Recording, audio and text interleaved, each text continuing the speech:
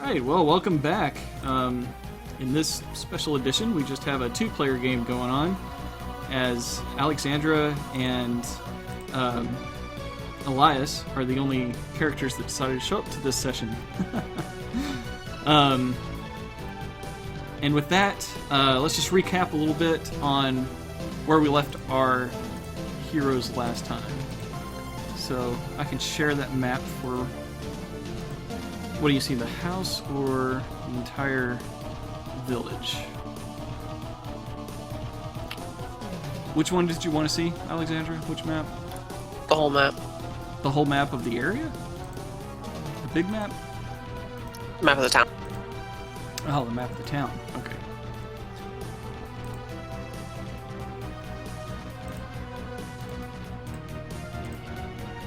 There you go. Okay, so a little bit of recap. Last time you claimed the Death House as your property. Deep below the house was an expansive dungeon. There you found a painting that depicted cultists worshipping Strahd, and you found that painting had changed to show that Strahd slaughtered them all. You're unsure if the house was cursed by Strahd or the wicked deeds done by the former residents. A haunting, omnipresent music filled the room when you discovered the ghostly dancing couple of Gustav and Elizabeth Durst. They attacked you, but you silenced the echoes that they had become. You laid the bones of Rose and Thorn to rest in the crypts, setting the children's souls free from this house. In the deepest parts of the dungeon was a large chamber with a raised dais, where you sacrificed a rat to appease the demands of chanting, shadowy figures. After you investigated a small cavern filled with vegetation, which turned out to be an Allura Une. I guess that's how you say that. How would you guys say that? I always say Alaroon. Yeah. Because it was always one word in Symphony, so... Okay. Well, the Alaroon, you discovered, it was a rose enshrouded the demon, and she seemed friendly due to your previous sacrifice, and was eager for more. Alexandra offered her the remains of the rat that Jeeves had caught for the sacrifice. She also offered her own blood, which was wiped on a petal and licked lustfully off. When asked, the Allurin produced a demon seed to Alexandra, and what was done with Father Donovich and the young boy named Paulton at the bottom of the house? You guys each kind of took a floor, and did you see them off to the, to release them to the church, or... I haven't talked to them yet. I was going to do that when we closed the game. Okay, well, they'll be down there at the entrance then. Okay. Yeah, I don't want to leave the house quite yet because I'm going to talk to them and let them go, and I'm also going to talk to Alexandra. Okay. Well, you guys go ahead and start then. You just tell me what you'd like to do when, and I'll tell you what happens when you do it. Okay. So I'm approaching Father Donovich and Paulton because they're hanging out in the entryway. And I say, hello, Father, young one. In case I have not already, the others have not informed you, we have cleared the house of all the evil that we could, and things seem to be in most normal order now. I very greatly appreciate your help, and thank you so much for healing us, Father. It was a great boon to us, indeed. So you may go off to the church now if you wish, and if there's nothing else we can do for you at this present time, then we may be off to other adventures ourselves. Oh, yes, well, I'm forever in your debt. It's the least I could do to repay you. God bless you, and I will take young Paulton here to the church. When you have talked to the parents to decide on if he should stay with me or if you can help them in any way, just come back and let me know when you can. Thank you. And, he gives you a solid handshake to each of you, and pats Paulton on the back and shows him out the door. All right. So then I turn to Alexandra, and I have kind of a look of concern and confusion on my face, on Elias's face. He's not really angry or whatever, and he's kind of pulling her to the side, and he asks her, what happened back there? Were you under some sort of bewitching spell? Did the demon do something to you? Not at all. Why do you ask? Well, it just struck me as odd. It seems that she may have put some kind of charm on you to spread her seed. What was that about? She was clearly a starving creature. I wanted to do what I could to help her. She may not survive this house much longer, and if she can spread her children throughout the world, it's only right for her to be able to procreate, is it not? But wouldn't her children eat innocent humans?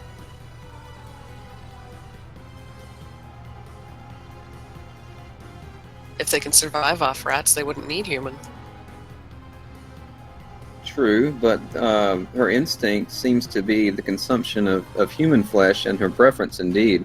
If we leave a child of hers out in the forest, even best case, I think that eventually a human, if they're capable, would either kill her or she would kill them. So it's almost like we would be valuing the monster's life over the human lives either way.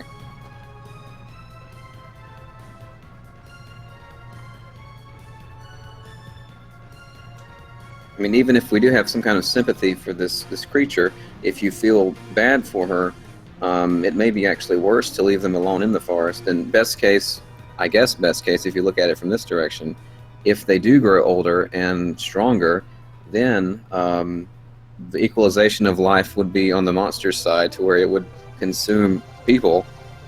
I just don't see it ending well on either side. Then I shall take it with me when we leave this place. And best case scenario, I can deposit it inside the demon castle when we return home. I think that is a better choice. Truth be told, I wouldn't allow myself to have you place it anywhere where it could possibly consume humans, because that goes against all of my moral creeds as far as the preservation of life. But putting in the demon castle, I could make some concessions for that, and otherwise I think we'll be fine.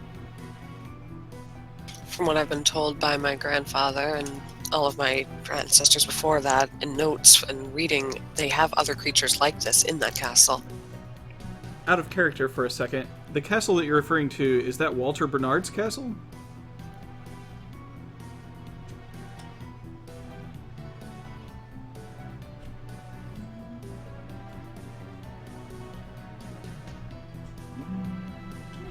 All night.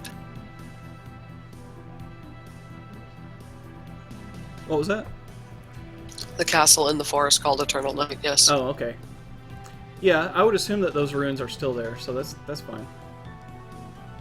Okay, back in character. Sorry for my interruption. Okay, yes, that sounds fair, Alexandra. I just wanted to make sure you were okay, but as long as we can plant it somewhere that it won't consume other innocent creatures, I think we'll be fine. It would be great if we could actually somehow rehabilitate this being to be something that does not actually consume innocence, but I am not very well versed in demonology, so I would not be able to help there, and after all, I am a cleric. But anyway, I'm glad we had this discussion. Now I understand more of your motivations. So now what should we do? Well, it's a large town. Perhaps we should explore a little bit more of it. I'm sure we can get into some sort of mischief. Hmm.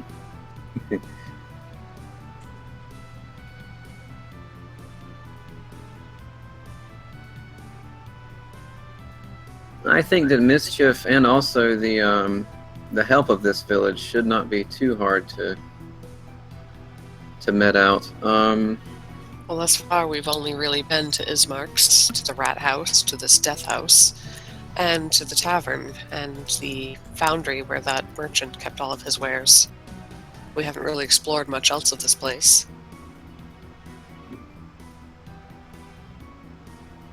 Mad Mary's, too. Yeah. Yes, and there was also the woman that was missing her daughter, Gertruda. Mm-hmm. There are a few missing persons cases. There's that young lady and also Ismark's sister, Lisa. And also that boy Paulson's parents. Yes, Paulson's parents are, I don't know if they're quite ready to turn around their lives, but if we could figure out something with this pie addiction that everyone seems to have, maybe we could help them. It was a pretty fantastic pie. You seem to enjoy it. Yes, Also- until Jack hit me. Well, we didn't know what was going to happen to you. It was quite scary. We had no idea what effect it might eventually have on you. When you mention Jack, he comes downstairs a little bit and stops halfway down the steps and says, I'm going to try an experiment. And he brings one of the books that he found in the library, and he takes it outside with him. When he exits the front door, the book just rots as if time had caught back up to it. And then when he brings it back inside, it remains rotted. So he says, damn, just like I thought. I can't take any of these tomes that we found outside of this house. I'll have to study them all here. If you don't mind, I think I'll just stay in the library if you need me. Interesting. So the passage of time catches up with these books that have been preserved this whole time by the house's spell. That's interesting. Well, I think we should permit that for Jack. There may be something useful that can be surmised from these books. It would seem only fair. Indeed, I think he does take quite a liking to tales of such. So, all right. So there was also the matter of the ghostly procession I saw that night. Do you think they might appear again this evening? I believe Ismark told me that they appear every night at midnight. Yes, you recall correctly. So, but it is still morning, so that will be quite a ways off. Well, let us venture outside and take a walk in the streets. Something tends to find us when we walk out there. Usually. Okay, so Alexandra, Elias, and assumedly Jeeves exit the house. Well, last time you saw Jeeves, he had taken residence in the master suite. I kicked him out. We switched. Once you get up there, upon walking closer, you hear snoring. So it sounds like he may not be a morning butler. Would you like to wake him up and bring him with you, or just leave him here and leave a note or something? Before Alexandra can kind of, prod and push Jeeves to action, I suggest that he had a very rough time recently with the well and the fire and the centipedes and all the manner of nonsense. And the fake door trying to eat his arm. That thing with the beak and the tentacles. The horrible beak leech. Oh yeah, that thing. The Grick. The Grick, yeah. So seeing all that, perhaps the butler has earned a well-deserved rest. So we'll let him be for now. Oh, a character Mark just said he'll be home in half hour. Okay. Let him sleep until then. Yes. In the meantime, I suppose we can let him rest, and you and I can venture out into the town and see what we can get ourselves into. All right. Where would you like to go in the town? The streets are misty, and the morning sun doesn't shine all the way through the clouds, as you haven't seen the sun since you arrived in Barovia. When you walked through the mists, that was the last time you had ever seen the sun or the moon. The misty streets of the village are open to your exploration. Where would you like to go?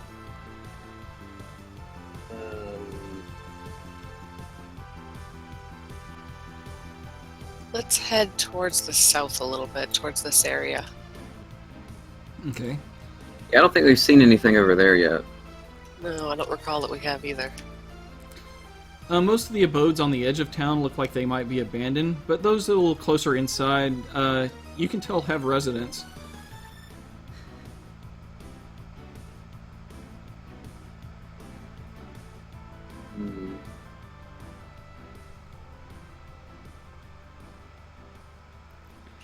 Well, I suppose we should start knocking on doors. Perhaps we can ask questions about this mysterious pie lady. All right. Okay. Let me, I've got a table for that. Please hold. Where's my pause sound? Do do do do do do do do do do do do do do do do do do. You do know there's Castlevania music going on right now, right? Yes, I know. Okay. I'm just filling the void with elevator music. Oh, there's no void. There's Castlevania music. There is for me. I have to have the bot on mute. Remember, it crashes my Discord when I'm playing the game. Oh, is that what does it? Yeah. Let's see here. There we go.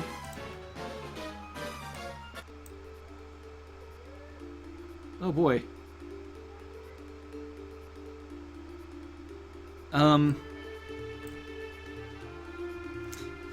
Okay, so on the edge of town there, you find one of the houses seems to be abandoned.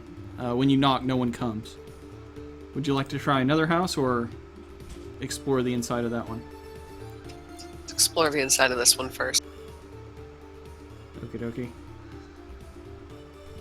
I will slowly push the door open and peek my head inside. Sure, it looks dark inside. Everything looks like it's in ruins. I learned my lesson about swarms of rats last time. Elias, I think I'll let you go first this time. Yes, I was just recalling the tale of the legendary rats that I was not present for. Yeah, I'll step in.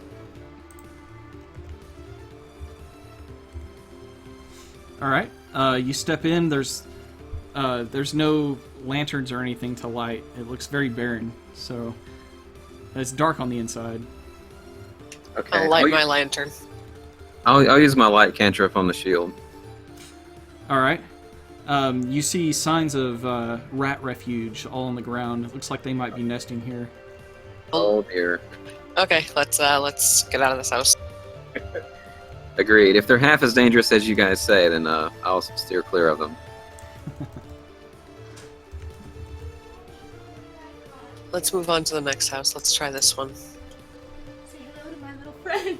Oh, yeah, you have a spider. No, Amber, stop. I'm talking to people right now. I caught a spider right. It made me yell early. If you heard me yell earlier, it's because I found a spider that was hanging right in front of the monitor. Turn off the light. Go to bed. It's past your bedtime.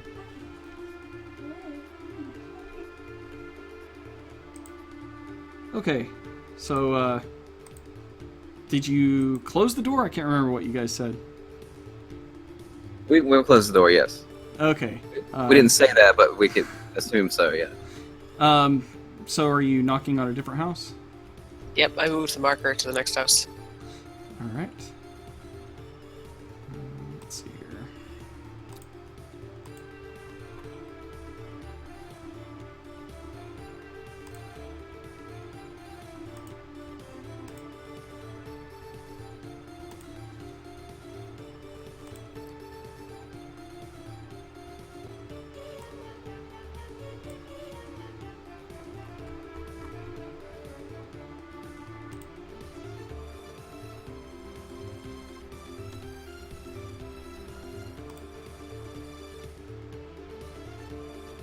I lost my... Where... Cue the pause sound again.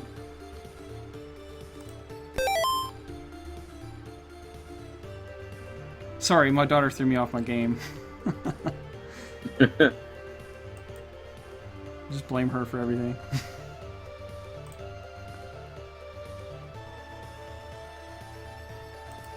So she likes spiders, huh? She likes terrorizing me with spiders, yes. Well, Okay, found what I was looking for.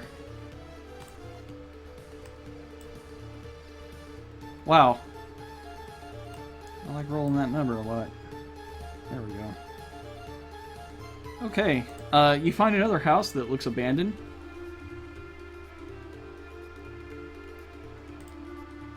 I'm going to try to peek in the windows and see if there's anything shiny or valuable inside the house.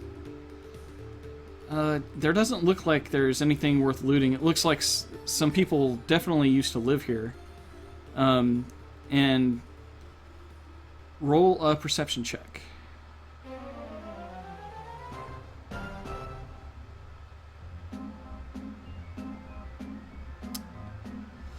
one. Yeah, it's kind of dark in there. You can't really see very much.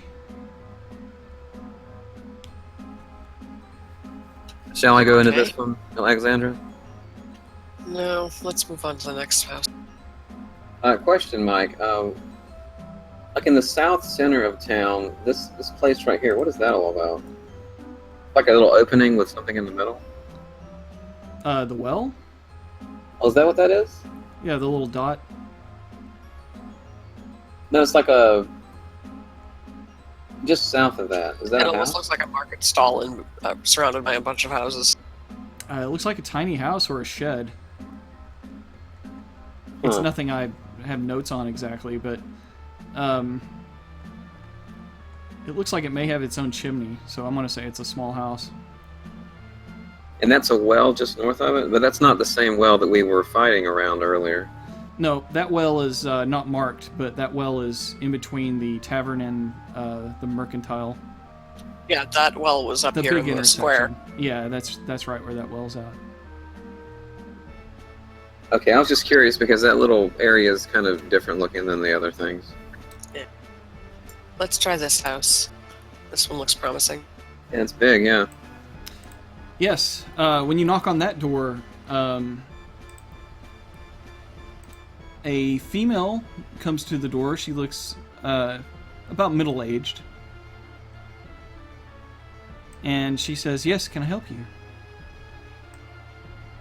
We're sorry to disturb you, but we have some questions we were wondering if you might have answers to. Well, we get strangers here every once in a while. Is there anything I can help you with? Go ahead and ask. There's been a hag going round and round door to door selling pies of mysterious nature lately. We're wondering if you knew anything about her. Yes, she tried to sell me one. She knocked on my house not too long ago. I don't trust her, so I didn't buy one. They smell delicious, though. Has she been selling her pies often? Or for very long here? No, just a few months, really.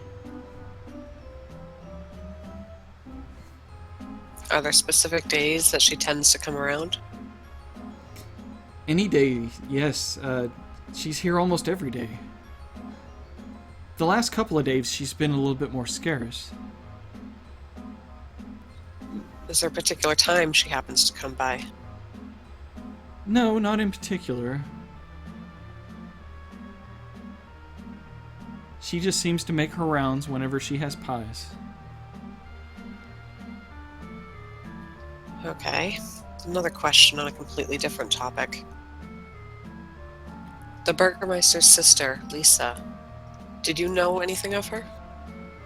Yes, we recently, and still are, going through quite a bit of a sickness spell.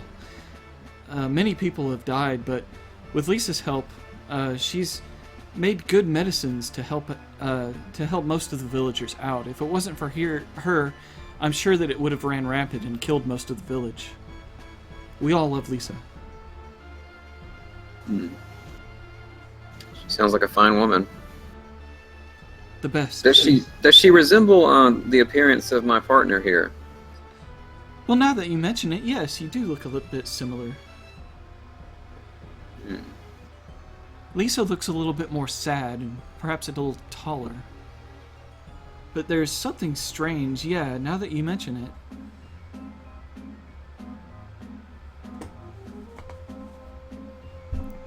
Are you related? Not that I'm aware of. Did you know her well? Do you know where she may have gone to? She seems to have gone missing. Well, there are two other towns in this land, the land of Barovia. The village of Barovia is not all of Barovia. You have, like strings on a pearl, 3 cities here, or 3 places where people stay. I wouldn't say they're as big as a city, but Valaki is quite large. It would be the next town that you could come across, and then on a bit further than that is Kresk. So as far as where people may go, those are the only places I know that people reside. How long of a journey are those towns from here? Oh, you could get to either in a good part of a day. You could get to Kresk by nightfall. You could get to Valaki in half that time. Easily.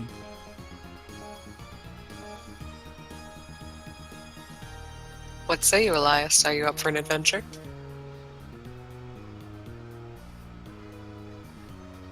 I'm not sure, my friend, if we should leave our partners here while we venture out of the town. If we come upon trouble, we may be in quite a fix. Would you like to come in for tea? You've been most helpful. It would be rude to refuse. Indeed, we will. Okay. I have a really bad feeling about this. Well, there must be something behind it. We'll see. When you go inside, you can you see that she's actually living alone. She invites you to sit in her living room, and then she goes off to the kitchen to start brewing up some tea. So you have a moment of time there where you don't think that she can hear you while she's preparing anything. But So it's a beautiful house, but it's small, and the furnishings are very simple. She keeps things clean.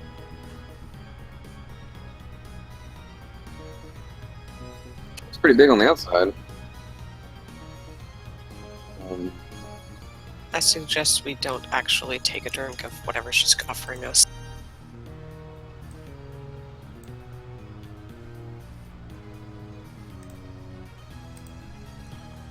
I trust the woman. I don't imagine anything could come of this that would be bad. But She seems kind and helpful, but we don't know these people. and likewise, they don't know us. It is quite unusual for them to be so welcoming here.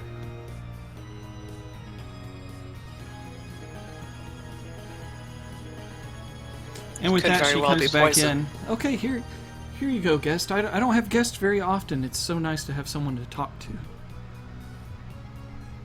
And she sets down tea on the table, and she takes hers and takes a sip. And she says, "Would you like sugar or anything?" Sugar and milk would be wonderful, thank you. I'm afraid I don't have any milk.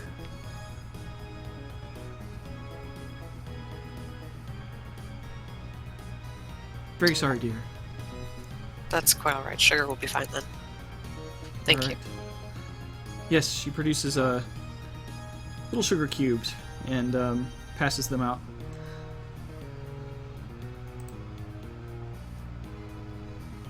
Elias is brave and takes a sip of the tea. Okay, it tastes pretty good for tea. It's been a while since you've had a nice warm drink. Yes, I make a comment of, thank you very much. It's quite good. You're quite talented at making tea, I see. And she blushes and kind of fans herself a little. Are you married? Oh lord. Out of character, I kind of saw it was going this way. Yep.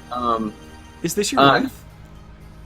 No, this is not my wife. I am not married. I am actually a priest from out of this town. I have not had opportunities to take a wife. Are you staying in town? For now we are, but just to resolve the matters of darkness that have settled into your town, we have actually already taken control of, we're taking care of a vampire problem, as well as the haunted death house near you, and also a wyvern, actually. But I don't know if we'll be able to tarry very long because there's much we must do here. Well, my name is Alina. Alina, it's a pleasure to meet you. My name is Elias. And this is Alexandra. And suddenly I feel like a third wheel. Perhaps I should leave you alone with our new friend Elias. No, that is quite all right. I believe you should stay. It is nice to have company and a discussion. Again, I don't think we could stay long, but it is a pleasure to meet you. I think it's a delightful coincidence that your name is Elias and my name's Alina. Oh lord.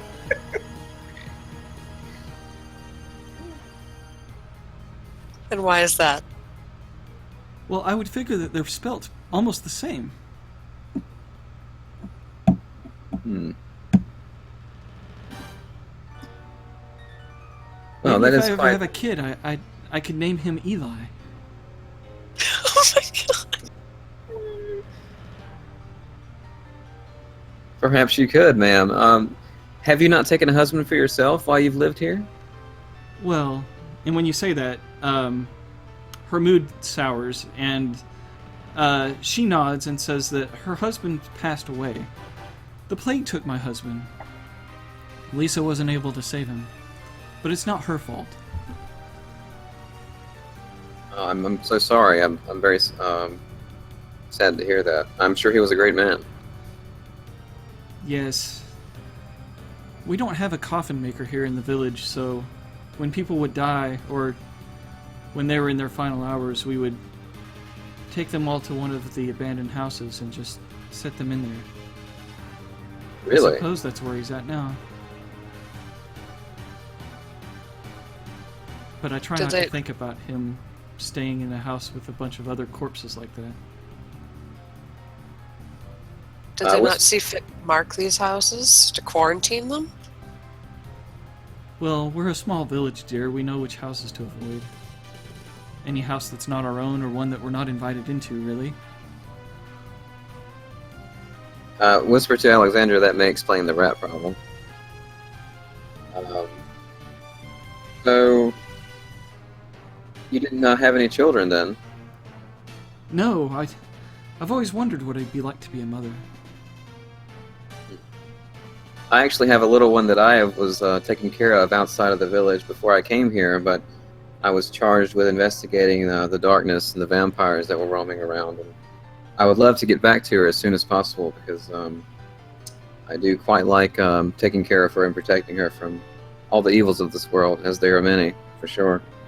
But, how did she come into your care? Well, my dear, that is quite a long story and also quite a traumatic one. I'm not sure I've even shared that knowledge with my friend here, but I suppose I could tell that story now. Well, how should I start? Well, I was actually staying in a priesthood and part of a church, and we were monks, and we were basically hiding, to be honest with you, from the darkness around us. We were more or less a bit of cowards there, honestly. I myself always felt the need to perhaps adventure out, to perhaps find my own family, because I had been separated from them for some time. But after a while, we got word of the witch trials that were going on around us. And we thought that something might be amiss, or something might be behind this that wasn't quite exactly from the greater church. We ourselves, of course, were actually not a part of the church. We were actually an unrecognized branch of it that was in rebellion of it, but they were not aware. So we went out to investigate this incident of the witch trials, and as we were getting there, there were women of all ages already being burnt at the stake. I can't even... I couldn't ascertain if there had been a trial even. Were they witches? I believe they were, but I also think that they were innocent of any crime. I don't think they had actually used their abilities to any ill means. Did they have green skin and warts and, the black hat and everything? Not at all, ma'am. Witches are not quite like that, at least not where I'm from. Oh, well, they are here. Really? Indeed, yes. They're very dangerous. I see. Well, I'll be looking out for them. But these witches didn't seem to have that nature about them, but most were dead by the time I got there, and a few more were about to be put to fire when I arrived. And I had an incident earlier in my life where my father and his mentor before him were burned alive in front of me. And I was frozen in fear for several minutes. I was unable to do much to help the people there. Oh, dear. So what shook me out of this was a young child, no older than an infant, crawled out from the crowd, and we locked eyes. And in that moment, there was another woman, one of the ones that was about to be killed. Chaos had broken out, and the villagers, my brothers, and the witches themselves that were left all began to fight. And the woman that caught my eye, along with the child, She yelled at the young one. She called out her name. Her name was Sypha. And she had a look of just desperation and fear in her eyes. Her mother. I could see into her eyes, she could see into mine, and a split second later, her head left her body as one of the knights that was presiding over the witch trials lopped her head off. In that moment, I knew I had to leave. I scooped the child up in my arms and left.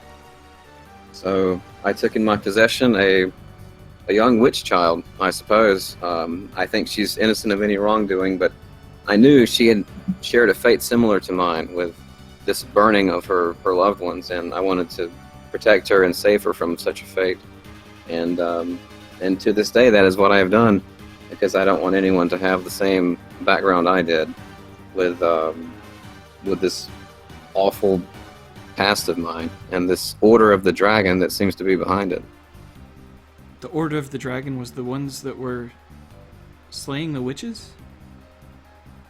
It seems so.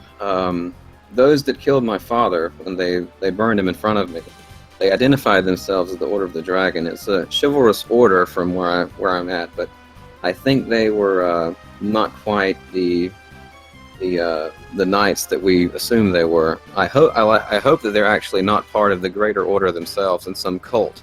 It seems they belong to a separate unit. But yes, indeed. And ever since then, I have recurring nightmares of dragons breathing fire on me and my loved ones. And whenever I'm faced with burning or dragons, I freeze in fear myself. And Alexandra has witnessed this.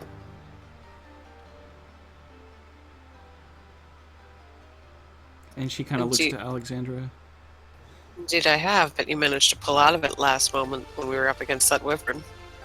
Yes, it was do or die in that moment. Either I snapped out of it or we would all be in grave trouble. I don't know if I could face it again in such a way, but I like to think that I could. Oh, I remember that day when that thing came. Yes, somehow I was able to kill it by severing its head. I'm not sure exactly how that worked out, but I had a moment of great strength came over me. Perhaps just knowing my young one was waiting for me back home. Whenever Strahd decides to visit town, it's always a very bad day. I can see that, yes. Such as happened with the Burgermeister and all the young ladies around this village, those that have been apparently gone missing or taken. The Indrovich family has done well. This village is just cursed as could be, and yet they persevere. But I wonder about how Ismark is going to fare now that he has his sister missing, his father's dead. He's all alone. And he has no wife to pass on the Indrovich name to. That is true, and he is a fine young man. I can't speak anything but good of him. He has been a great help to us, even offering us his house and his service. So I can speak nothing but good of this guy. He's a fantastic cook. Oh, did you have his waffles? We did. He's known for his waffles, you know. She sips her tea. Yes, his waffles and your tea would be a mighty fine combination. I do like the thought of that.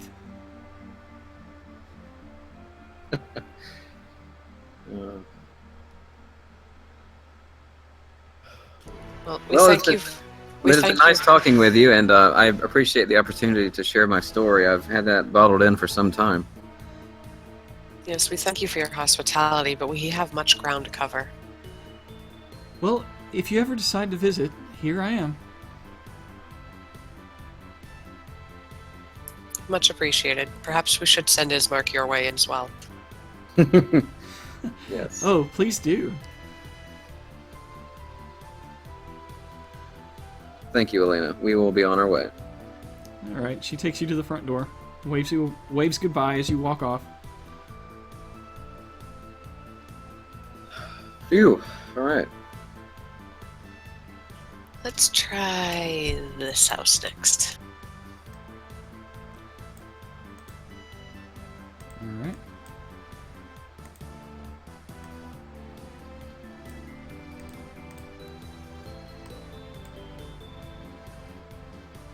This house looks abandoned. Bummer. Wait a minute. I call your bullshit. There's smoke coming out of that chimney. I'm using a table to decide the house occupant. So I'm just giving you a hard time. yeah, the death house. It is supposed to be surrounded by houses that have abandoned it, but one of them has smoke coming out of its chimney too. That kind of bothered me. But hey, I didn't make the map. Yeah. Okay, fine. Moving on. Let's try this house.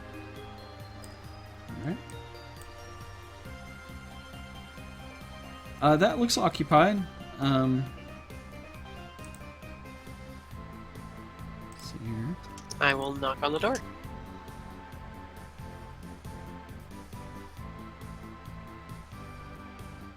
Alright.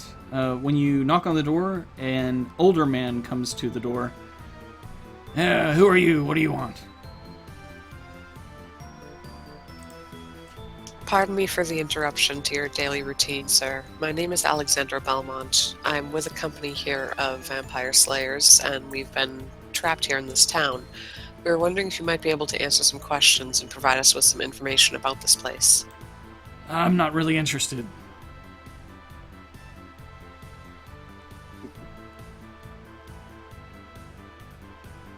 Will that be all? I suppose so, then.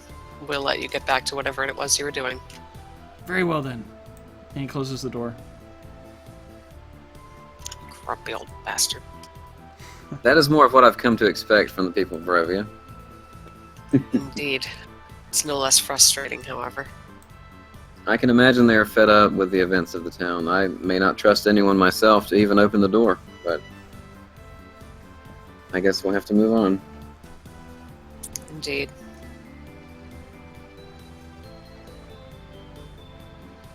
Alright, where next? Let's try this double paned house right here. Alright. Are you going to knock on the door? Indeed.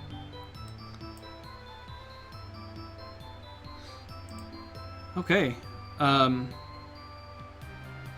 Make a perception check.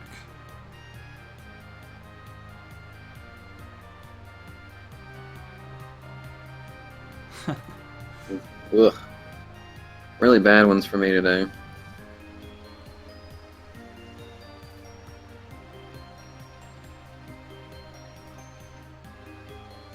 Alexandra, are you going to make one too? Sorry, I didn't even know we were supposed to. Your mic cut out completely. I didn't hear any of it. Oh, I'm sorry. Sorry. Wow. It's better. You saw some shapes moving. It looked like someone was shambling kind of in one of the rooms behind the window. You could see them. But no one Shambling. answers the door. They just were walking around in their house. Shambling as in moving unnaturally? Yes. Okay. Let's leave the door closed.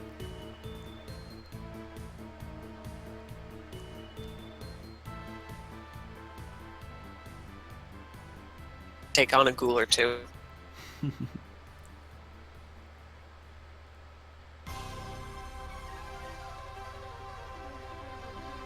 What say you, Elias? I think perhaps we should investigate. This is quite close to our friend Ismark's house. We may need to take care of this problem for him.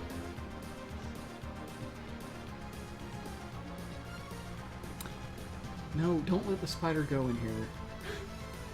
You can leave. You can take the lid off and just put it out on the patio. I'm sure he'll crawl out. No, I can catch a spider and just drop that kid like go. Well, I'm scared. you need to go to bed. It is past your bedtime. Okay. Ember, go to bed. Lucky can catch it and eat it. Off you go. Ember, here, I'll take care of this spider. Go to bed. Be nice to him. I'll be nice to him. I'll let him go. All right. Good night. Okay. You put your daughter to bed at 8 o'clock, man? Well, it's 9:30 here. Yeah. Wow. But yes, she is supposed to go to bed at 8. Wow. When she goes to bed, she can read for an hour. I see. I suppose I'll be the brave one this time, and I will open the door. All right. I only have one battle map for houses like this, so That's okay. this is the one you get. I will add. Let's see. Let's take Mr. Jeeves out of the combat tracker and Jack. So, Mike, before I had the fighting style effect of defense, I'm not sure how to add that back since I have it now. It's AC +1. So in your start effects, it would basically be like Alexandra has hers set up, I believe. What does the ability say for you?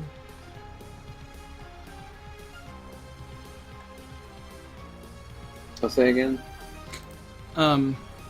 Could you read the ability to me? Oh, sure. It's while you're wearing armor, you gain +1 bonus to AC. That's just a defense fighting style. The same thing I had before that we took away since I wasn't supposed to have it yet. So while you're wearing AC, while you're wearing armor, you get an additional AC. Is that what it said? Yeah. Sorry. Yeah. Kind of multitasking here.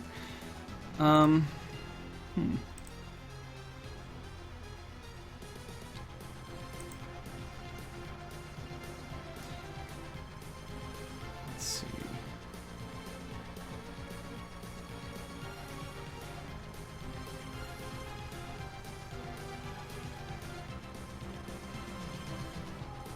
Is that listed in your features somewhere? Yeah, I believe it is. What's it called?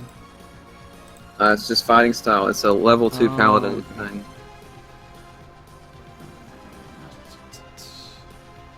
Oh yeah, the defensive fighting style. I see it. All right. Oops, I closed your character sheet.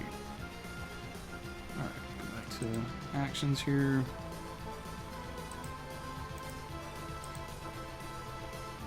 And an effect. It should look like.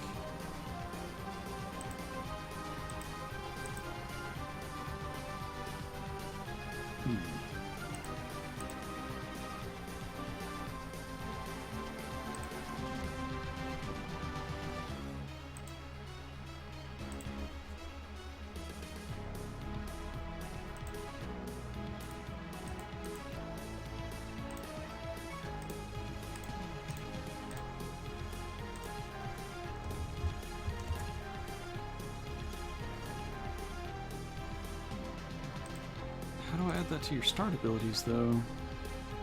That's weird. Your character sheet looks different for some reason. Oh, that's because of the group. Okay, yeah. Alright, so it's called... Fighting style defense.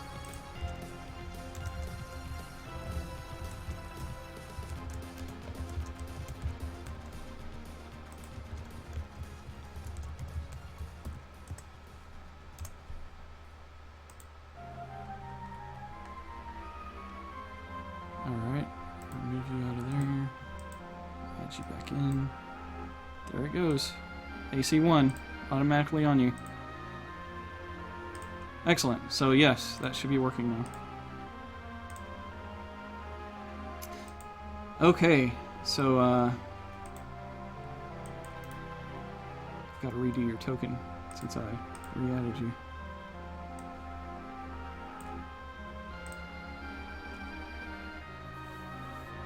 All right. Who wants to go in first? I believe Alexandra would. I suppose I'll be brave, yes. Okay.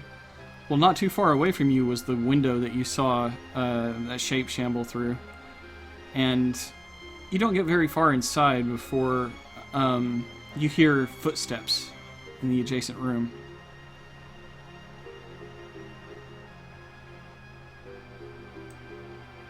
What would you like to do? I will step right inside the door. Okay. To your left, on the other side of that wall, you can hear something. I suppose I'll have to do a stealth check to peek around the corner. Mm-hmm.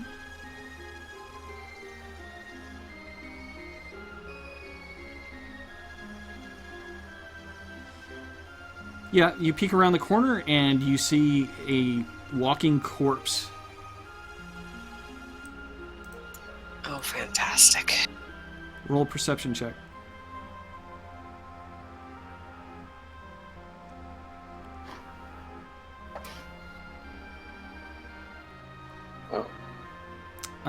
You hear somewhere deeper in the house that there's some other shuffling of feet.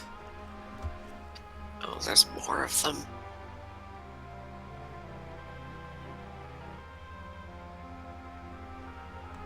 I'm going to step back outside the door, right beside Elias. Okay. Elias, it sounds like there's no shortage of dead bodies in there, ambling around aimlessly.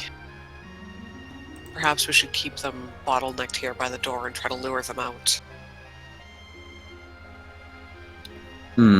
That sounds like a fair plan, and I am not against helping you take care of these because dealing with undead is my specialty. So let's go for it. All right. The smell of the stench of death is with this house.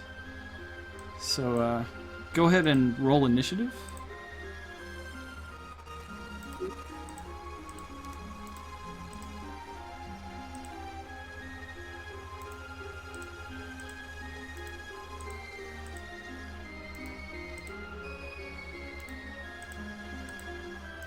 And you kind of know where one is, so how do you want to approach him?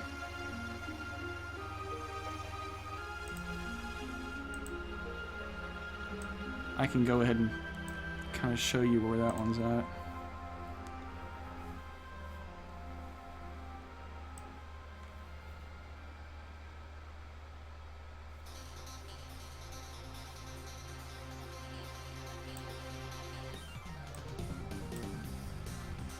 And it looks like we lost Alexandra from Fantasy Grounds. You still with us on Discord? Because she'll be first. Her circle's not lighting up. Uh-oh.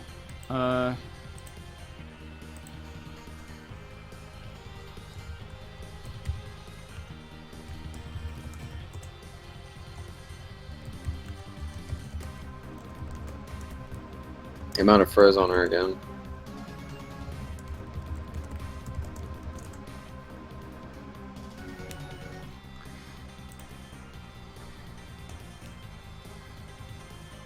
We were just not destined to play tonight. It's not looking good, huh? Well, the Alexandra and Elias discussion about the Alrune went better than I thought it would.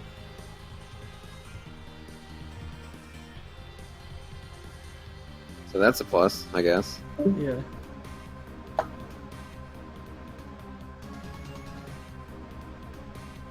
Okay, she's out of Discord now. Probably restarting.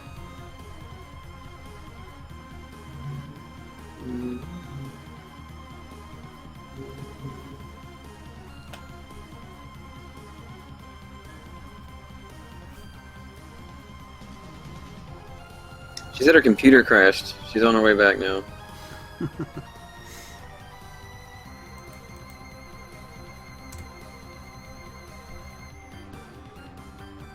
Alright, she's back at Fantasy Grounds.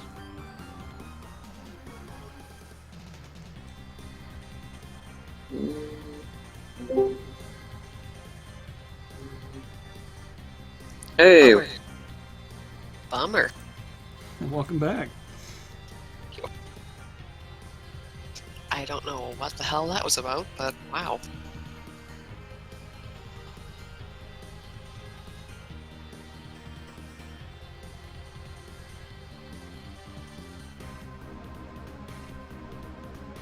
Well, it's your turn first, whenever you're ready. Yeah, Fantasy Grounds is just not cooperating. There we go.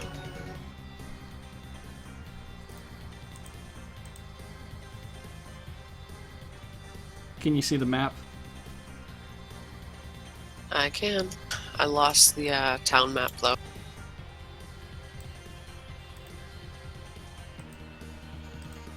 And if you shared a picture of the Strahd zombie, I don't have that either. No, he didn't. Okay. It just has the token on the map.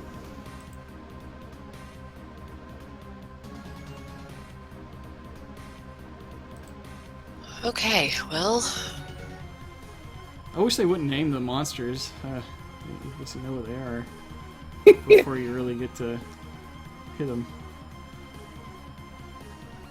well, it's not within my whip range right now yet, so I'm going to bang on the door and see if I can lure it closer. Okay.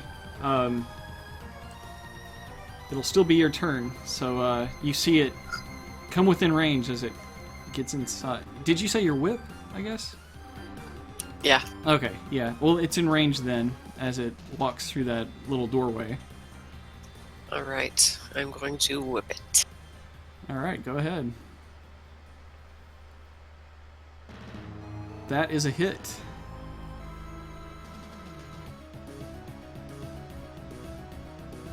Alright, that is slashing damage. 7. Okay, so, hold on a second. Whip noise?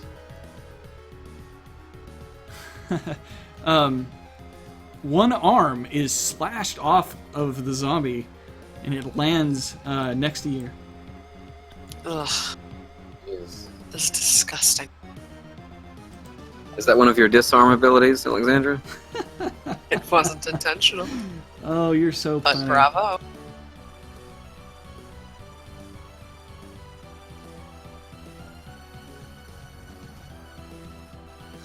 Okay, is that the end of your turn? Yes. Alright, Elias, you're next. Well, if my lady will excuse me, I will take a swipe at it. Let's see.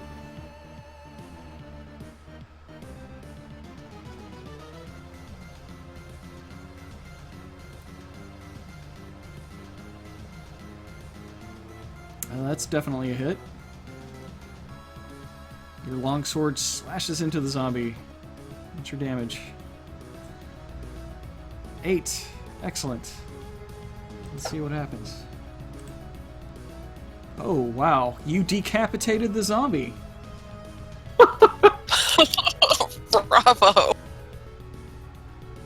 The body stands up. It just the body does not fall over. It's just the head falls at its feet, and the zombie stays on its feet.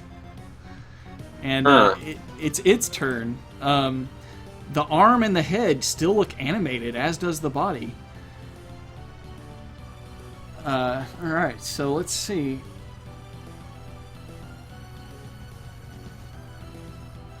The head can see the body and you. The head is not quite in range of biting you, but you could tell it could if it would. The arm, however, is, and with disadvantage, it goes ahead and makes a claw attack at you. I was gonna say the arm has teeth. It's gonna try to bite him. No. No, the head would try to bite him if it could. Instead, the claw reaches up, even though it looks to be at a disadvantage. And its best roll was a 1. Or, no, its worst roll, that was with a disadvantage. Alright, so, yeah, you kick the arm that was trying to claw at you, and now the body, it's blind, but it's going to take a slash at you. So let's see, can I do a...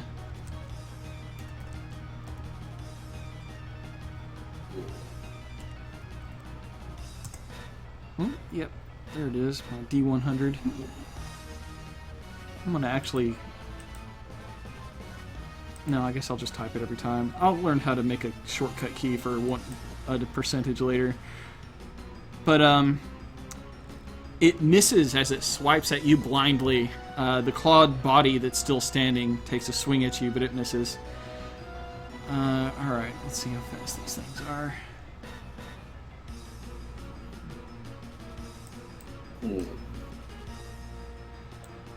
You see another one appear just in the room to your left. So it looks like there's two of these that you can see. And it doesn't look like it's very fast moving, so that's actually as far as it can get. So it's Alexandra's turn now. I'm going to step beside him and try to finish this thing off.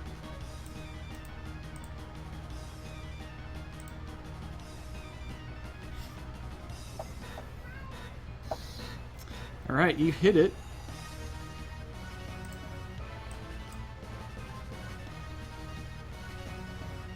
And it does damage it. Let's see what happens here. You just slash one of its legs off with your whip. So it falls prone. That was rapier damage. Oh, that's piercing? Yeah. Oh, in that case, that does not happen. Alright, it stays on its feet. Yeah, piercing may be a better way to go with these things.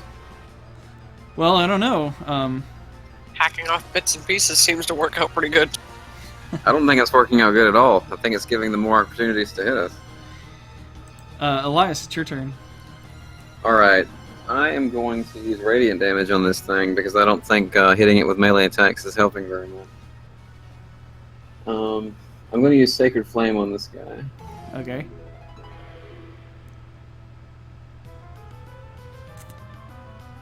It missed its save, so Yeah, I don't know how it could dodge a spell with one leg. Yeah, and yeah. No head. Go ahead and roll damage. Yes. So your Sacred Flame strikes it, and radiance bursts out as the body parts in pieces, and the standing zombie body with the one arm and no head all slumps lifeless. All of its pieces seems to have died. Excellent. Yeah, you'll have to step over it if you want to get any closer, but the other zombie shambles forth, and let's see which one of you two it's going to get. Alright, Elias. It is going to take a lot of swings at you, actually.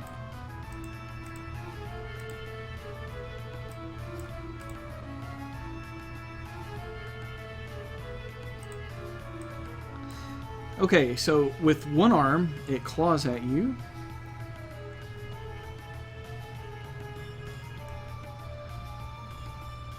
Whatever its attack is. Come on now. There it goes.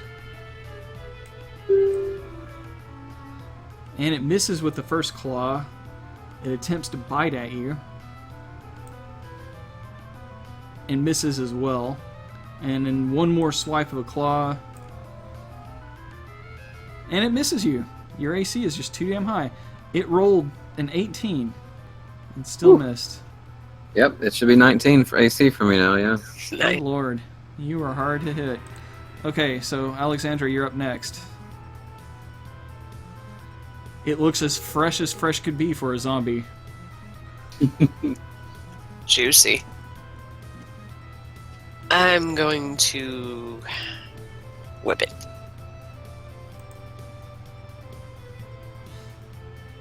Alright, it's a hit. Go ahead and roll damage. Excellent. And when you slash it with your whip, A mark has appeared. oh, we have a mark now? I like marks. We have a That's mark. great. When you slash it, its head comes off. You whip its head off. The whip wraps around its neck, and you yank, and snap, off comes its head. It lands near you. I'm having entirely too much fun with this. Can I kick the head? Yeah, go ahead. I'm going to kick the head into the following room. Okay, the head rolls out of sight of its body. Elias, your turn. Alright. Hi, Mark. We're fighting a zombie. Oh. They're pretty gross. We let you sleep in the master's bedroom, even though I kicked you out last time. Nice. Yeah, that tiger rug. Oof. You can take the tiger rug with you, but the bedroom's mine. Anyway. Alright, it failed its save as sacred flames explode on Descend the zombie. upon it. Yeah. And it looks like it was pretty damaged by that. No body parts or anything go flying from its headless corpse. And now it's turn. That's why it wasn't showing up in the combat tracker. Alright. You know, actually, I'm getting a little concerned about Alexandra at this point. She really does like taking heads off things.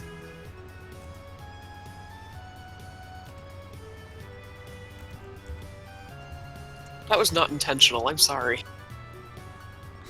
Okay, even blind, it manages to slash at Alexandra. And, Were you apologizing to the zombie? No. Okay. Just in general. I was about to say, I knew you were sympathetic, but jeez. Even blind, it manages to scratch you with its clawed hands. And that's going to hurt for 2 damage. Wow. That's not all, though. It has another arm it can use. For now. Damn, I knew I should have taken one of those off.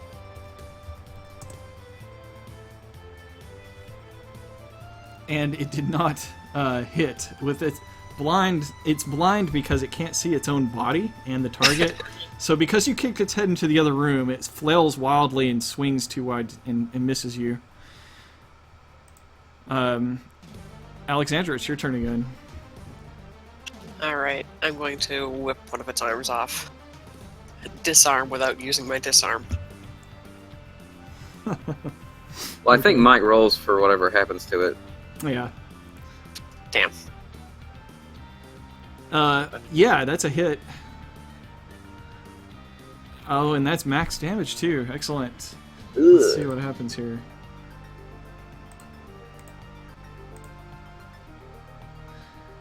You sever one of its arms, so you have successfully disarmed the zombie. It is now headless and it's missing an arm. Elias, you're next. This is actually kind of fun. Well, it might be over now, because I think my Sacred Flame may take care of it. Let's see. I definitely heard more than just 2 in here.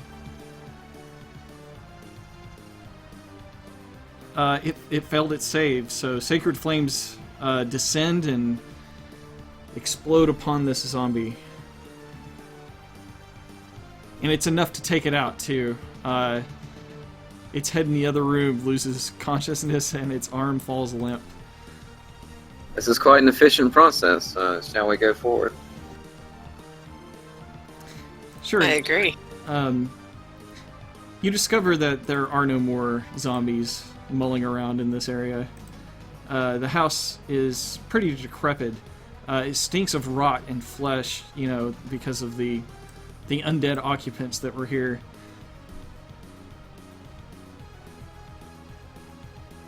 Okay, well, I'll step into this room here. Okay. I will follow. Let's see here. Mask mode, and I'm just going to reveal the whole house. That looks to be an old desk. There's a dried up inkwell, a feathered pen that looks like it's just ruined, and there's no parchment or anything to be seen. But it looks like this used to be a writing desk. And is this a closed door over here? Yes. And beyond that, it appears there's a small pantry, no food, a small kitchen, and what looked to be like some kind of den. The other rooms that you were in looked like bedrooms. Okay. So, Shall we roll perception for anything of interest? Sure, go ahead. Okay.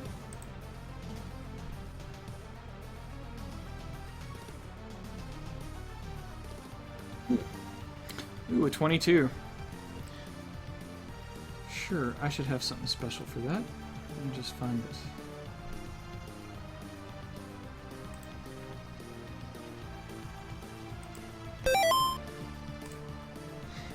Mark, how close are you to playing with this? Well, I thought close, but then I had to do some updates and that's still not letting me connect. Oh, well that's because Did my you IP change the address IP? changed. Oh, that could be it.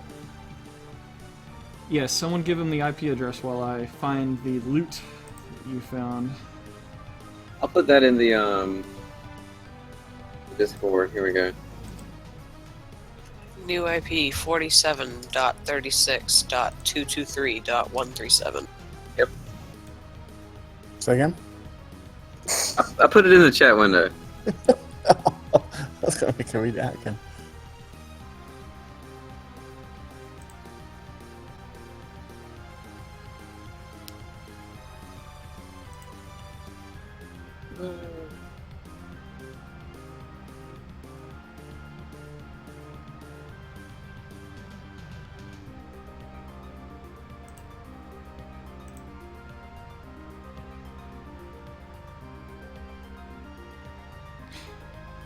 Okay, yes.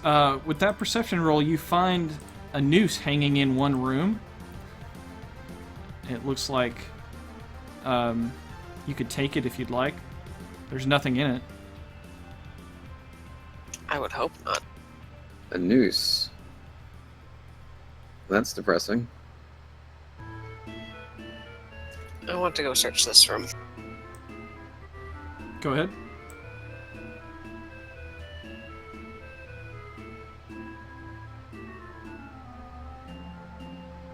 Another great roll. Okay, you find a small locked box. The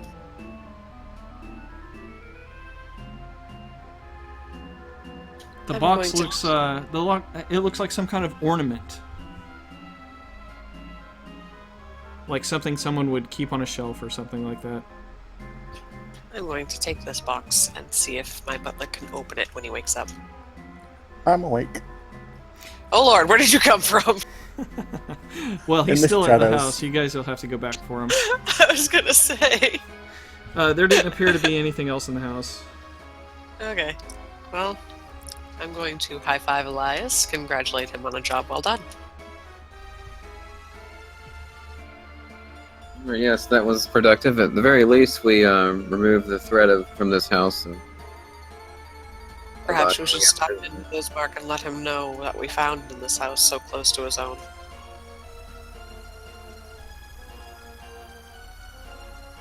At least let him know he can rest at ease, knowing there's nothing here haunting this place any longer. Yes, if he's available, we should perhaps visit him.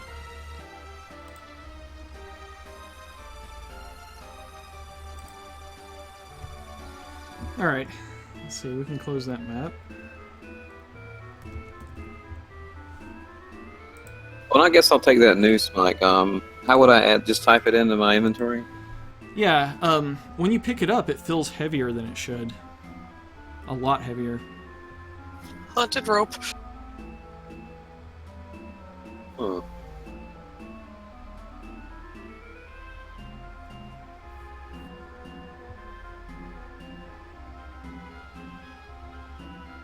Curious.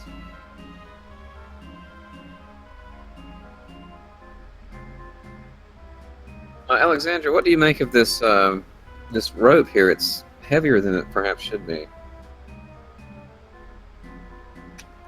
I wonder perhaps how many people it's been used on. The weight of people's own guilt. Could possibly be. Do you think we could have any use for this? I'm not quite comfortable holding it myself. If nothing else, perhaps Jack might be interested in researching it. Well, for now, I think we'll just make a note of it being here and be on our way. Indeed.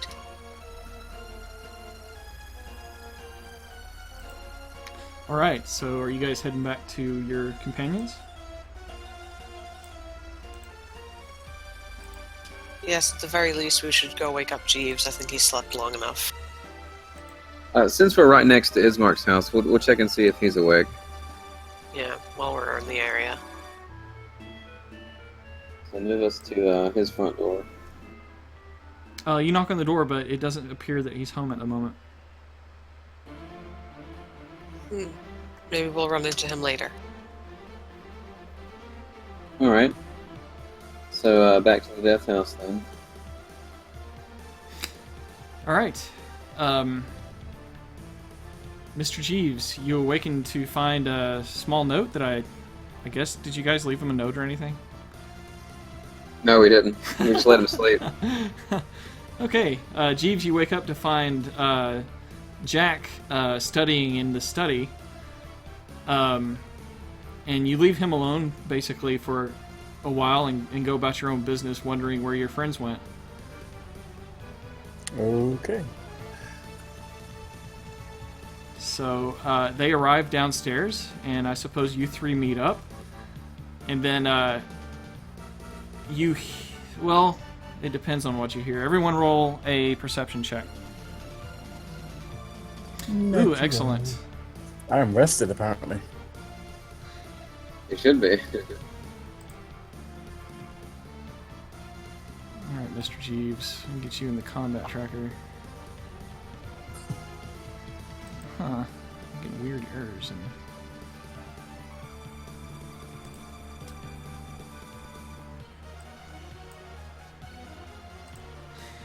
Okay,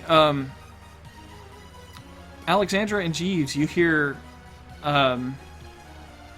Jack above, like, call out your name. Sound panicked. Well, that didn't sound reassuring. Quickly, let's go check on him. Yes, indeed. Alright, let's get the map of the house up. And Jack was on the 3rd floor, I believe.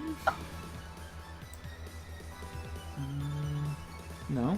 2nd floor? Second floor was the Second library. floor. Yeah. Yeah. I hope he's not managed to summon some foul demon up there. Well, he was studying the tomes of necromancy and demon summoning, so... Exactly. Let me place everybody on the stairs going up.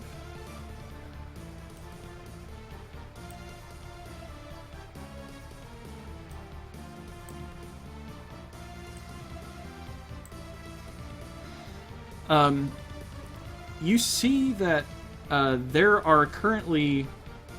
Oh, look, I've got another one over here. There are currently 4 Jacks. 4 Jacks? Yes. There are 4 Jacks, and they're just standing there with a blank look on their face. All kind of next to each other. What happened? Oh lord, he summoned doppelgangers. He puts his finger to his lip like he's quieting you, and he motions Alexandra to come towards him. I will slowly approach, cautiously and carefully, and above all else, quietly. So where are you moving? Okay. Well, not in a square, but... Jack has a short sword in one hand and a dagger in the other. And he takes the short sword and plunges it at you. Oh lord, why? Not the real Jack.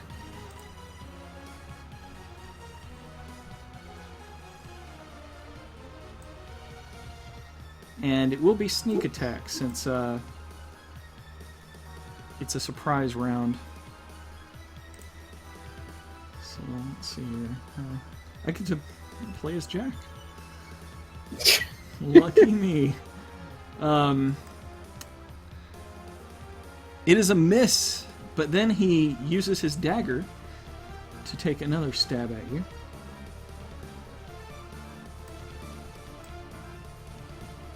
And the dagger is a hit. because that's the first hit. I think that counts as a sneak attack. Can I parry? Yes, you can. But let's see the damage first, because that acts like a heal. Basically, you have 2 wound points right now. You can only parry... It doesn't prevent more damage than you would have actually taken. So if he does only like 2 points, and you roll higher than 2, it's not going to fully heal you. Alright, I might as well save that then. Well, he hit you for 7, so... Okay, yes. Yeah, you might want to parry that. Yeah, I'm going to. Right, and then in your actions, if you expand out the parry, I believe there's... gives you all the deets on it. Yep. Right, so it's 1d8 plus 4. Alright, yeah, so that worked out great. Okay, the images of Jack, these 4 images, seem to be, like, moving in and out of each other, so it's kind of hard to tell which one of these might be the real Jack. And that was the surprise round. Now he gets another round. And he is going to make an opposed dexterity check, since dexterity is the best for both of you. To push you off, there's no railing there. He's going to try to push you down to the lower floor. Damn. Jeez. So roll a dexterity die, like a plus 4. Do I need to roll To initiative? save? Well, actually, you know what? That's true. Everyone would be able to roll initiative at this point. So let me roll it for Jack. Oh, Lord. Because the surprise round was just the one that he got in on Alexander. He doesn't automatically go first, so... Yeah. Would that be a dexterity save or a dexterity Contest. roll?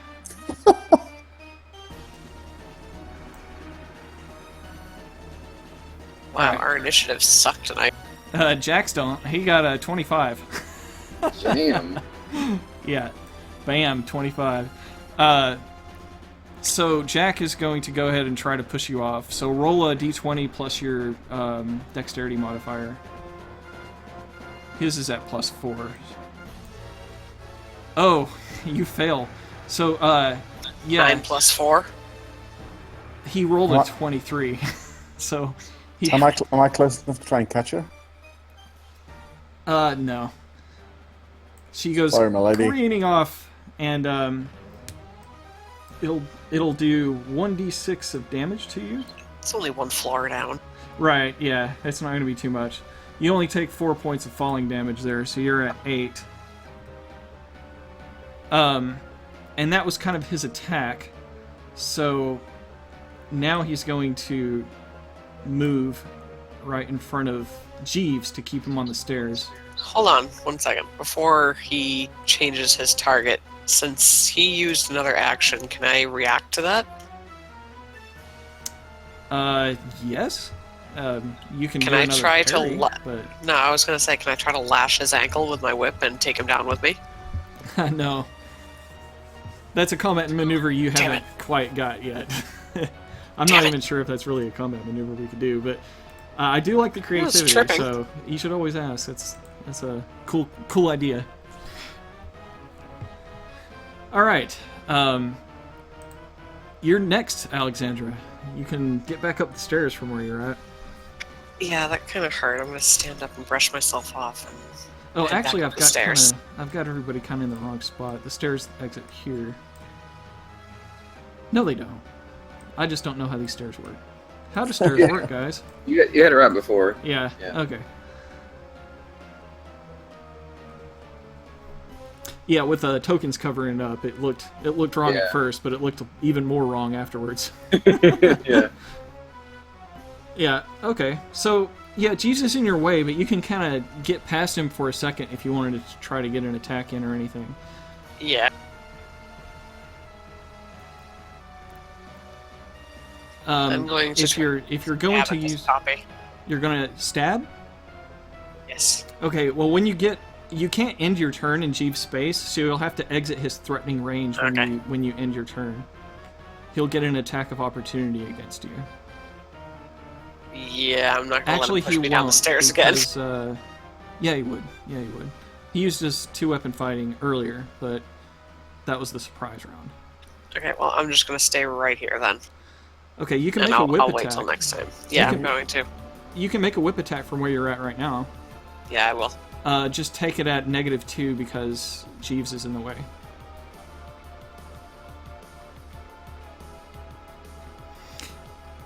Okay, so now I get to do this. Oh boy, I rolled just the number that made me have to scratch my head. Hold on.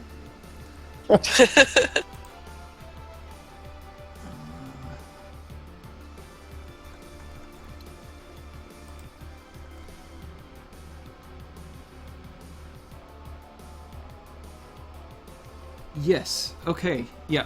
So go ahead and roll damage.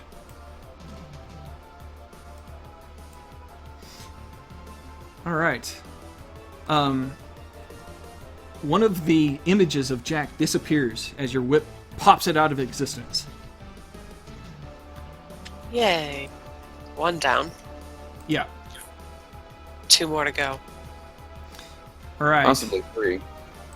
Next up is Jeeves.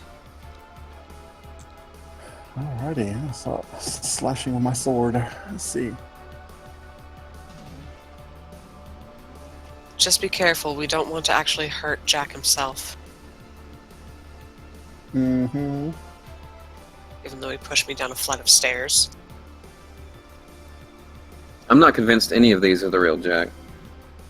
That attack misses. Would you like to move or anything? Yeah, I'm gonna disengage and go over here. Disengaging means you use your action Yeah. and you attacked, so you wouldn't be able to do that. Plus, you can't move through a square that an enemy occupies.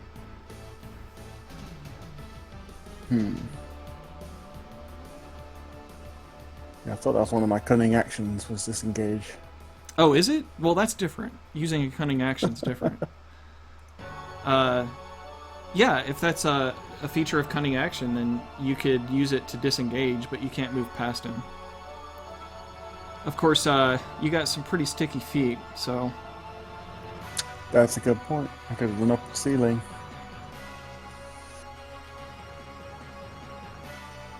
Actually, yeah, let's do that. I'm gonna run. How high is the ceiling? Any idea? It's 8 feet tall on the second story. So there's plenty of room for you to run up and get over him. Alright, well, I'm gonna run up and. Well, can't go there. Let's see.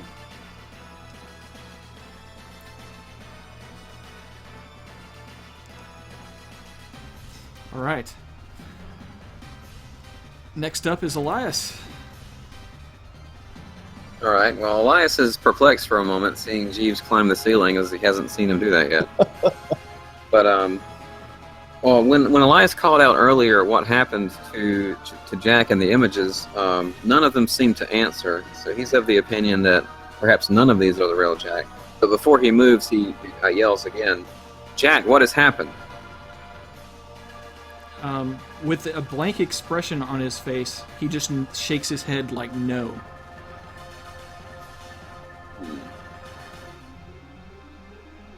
Okay, well, in that case, I'm going to make an attack with my heavy crossbow I have here. Go ahead.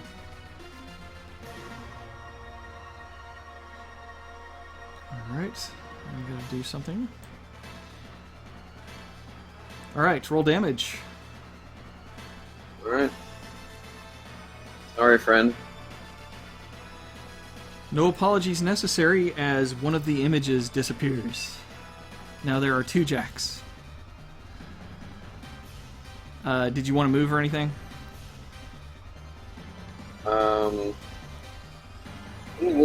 Alexandra hit.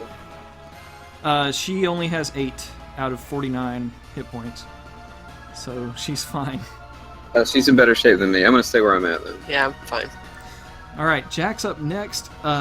He begins casting a spell and directs it at Mr. Jeeves. Mr. Jeeves, make a wisdom saving throw. Okey-dokey-dokey.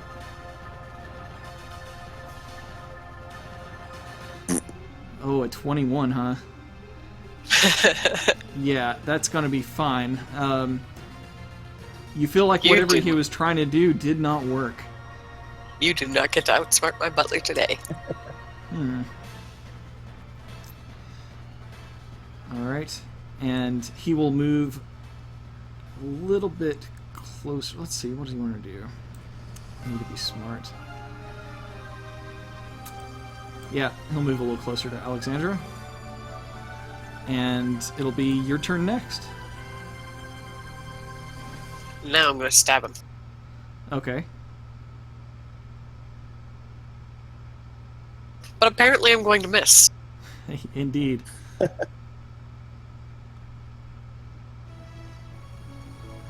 It'll be Jeeves next, if that's the end of your turn. Yep. Alright, this will be fun. So, I am standing on the ceiling and I'm going to shoot him. Alright. There is an ally within 5 feet of him, so it'll be harder for him to react. Oh, come on. Unfortunately, your bolt goes wide. You didn't know quite which one to hone in on and missed. Alright, so Elias, you'll be next. Alright. Sacred Flame on the Jack. He succeeded on his saving throw. So, Okay. Upon a success, is it no effect? Correct, no effect. Alright. Alright, Jack gets to go now. Let's see. I think he gets 2 of those a day. Yeah. Go ahead and make another will save, Mr. Jeeves. Okay.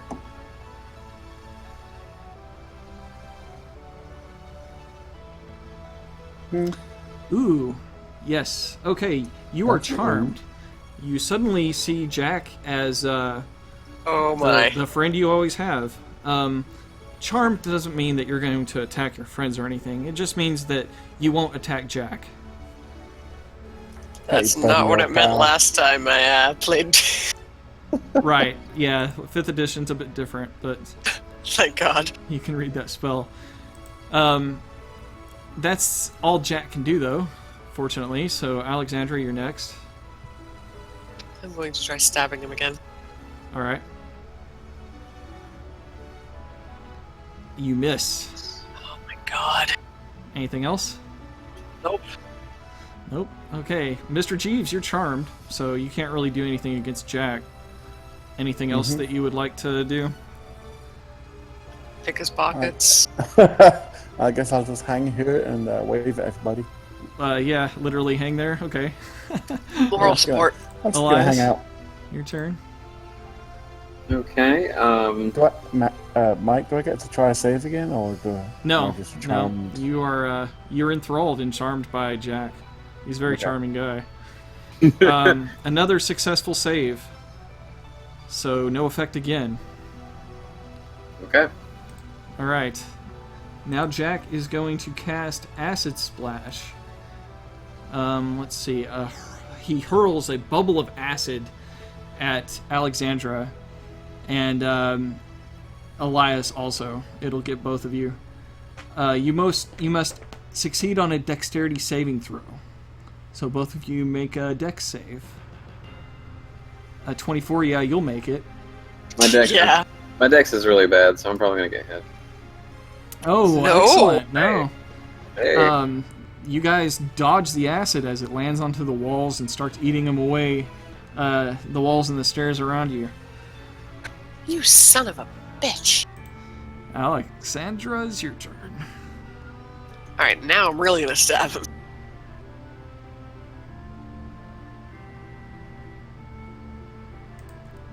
That's a hit, so let's see. Okay. So with only 2 of them left, Yeah, you found the one that can bleed. That one looks like it hurt. Oh God. You can tell that he winces in pain, and it looks like your rapier stabs like into his side. So another one of those you don't think that he could take. He's not the most. This one's the real constituted. one. Both of you finish off the copy.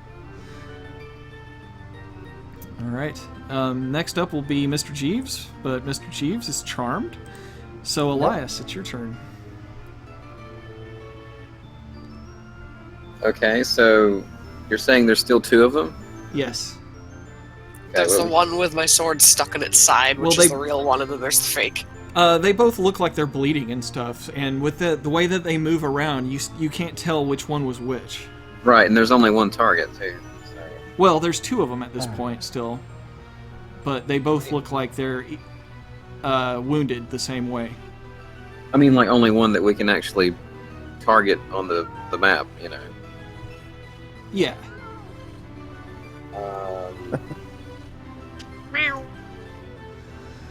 Lucky. Yeah, guest starring Lucky. Lucky, I gave you all the food and water. You just want attention and love. I'm sorry. Hey, Mike, would 12 have been a saving throw for wisdom? Yes. Damn it. I didn't have my cloak of protection activated. That would have made the difference, my friend. We need to get. I thought that you had the save. Yeah. Yeah, you've got that. It was Right. factored in. No, it wasn't factored in. It wasn't active. Oh, I wonder why not. I guess with the update, maybe, or I don't know. No worries. He failed his save, so Elias casts Sacred Flame, and a holy light descends down upon Jack. I feel better about this than actually hurting him with my sword. So. All right. Well, 7 damage if it hits. Let's see here.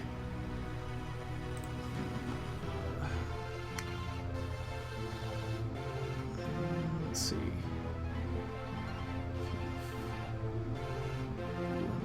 Oh, yep. Actually, that didn't hurt him. It destroyed the final image that he had cast. So, let's see, that's 7 out of 18 is 11. Alright. Yes, okay, so there's only one image of Jack left. And its turn is now. Pretty sure he only gets 2 second level spells. That appears to be true.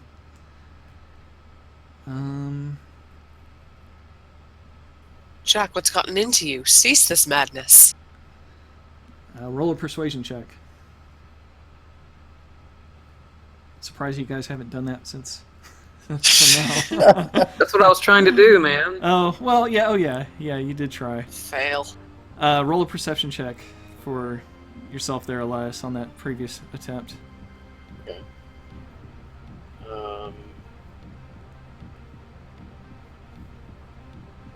Yeah, okay. Whoa! I don't feel bad Wow. for letting that one go. Alright. Which one would be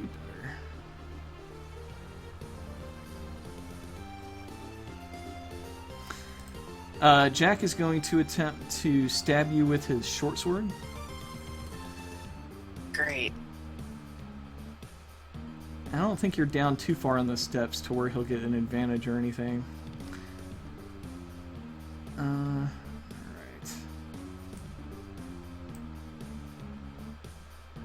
Alright, it's a hit.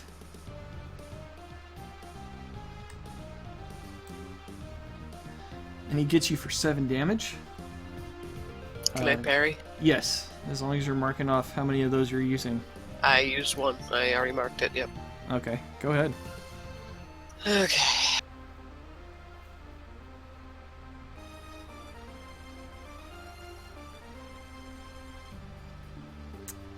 Wow. He only did 7 damage, so 7, 8, 9, 10, 11, 12.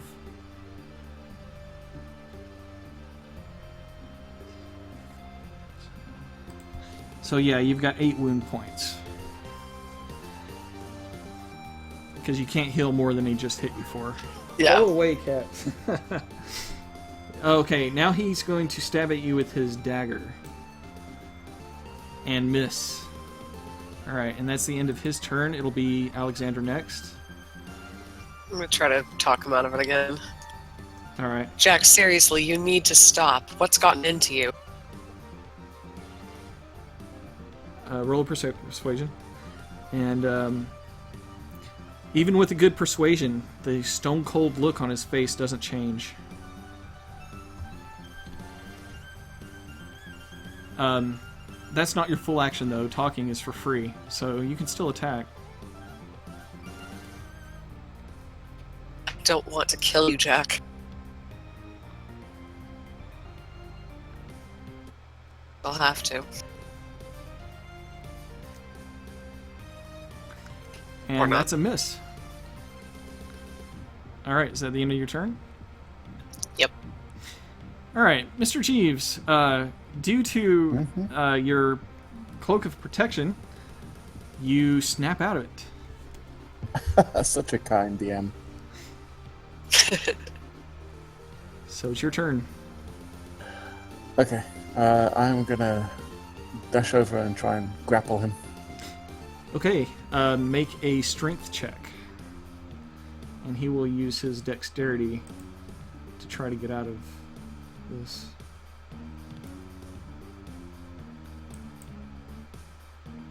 Damn it. It's actually higher than what he rolled, so Oh, you woo. have him restrained. You're grappling with Jack. All right, and then it will be Elias's turn. You'll have the advantage on whatever you do. Okay, I'll try persuasion again. Well, anything but that, I guess. Yeah, well,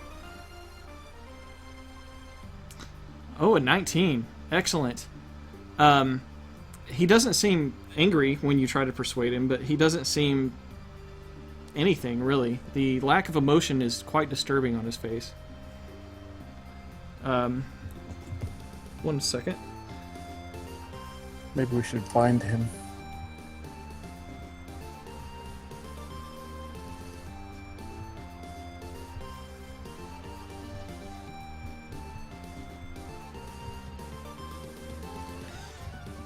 Okay. So yeah, Elias, you still have other things you can do aside from persuade. okay, so while he is restrained and I use the persuasion, I'm going to use a length of rope to try to tie him. Oh, okay. That's gonna be tough. I'm gonna say it's gonna be at a disadvantage, and let's see. Roll a dexterity check, unless you have something that's specific to using rope in your skills, which I don't think we do. That used No, to be I a don't. thing, but not in this version.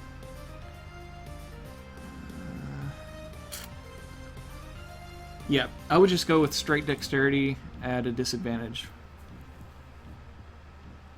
Hmm.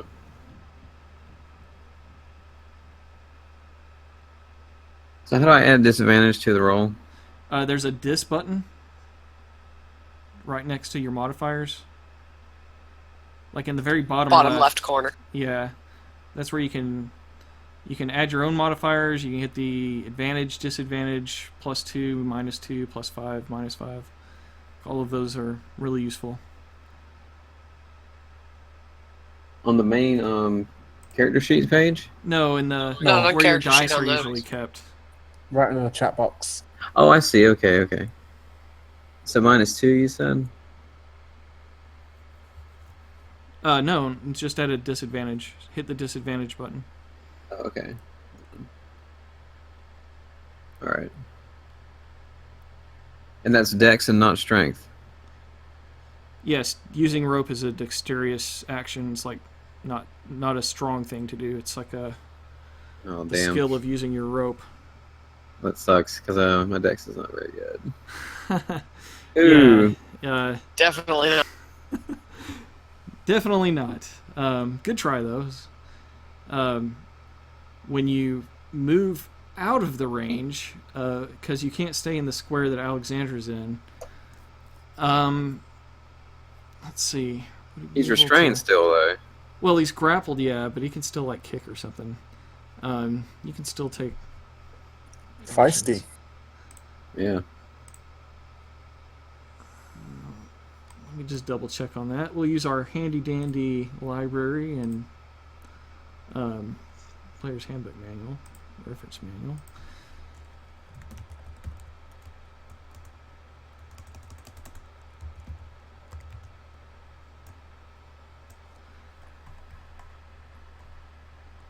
Get up here to combat.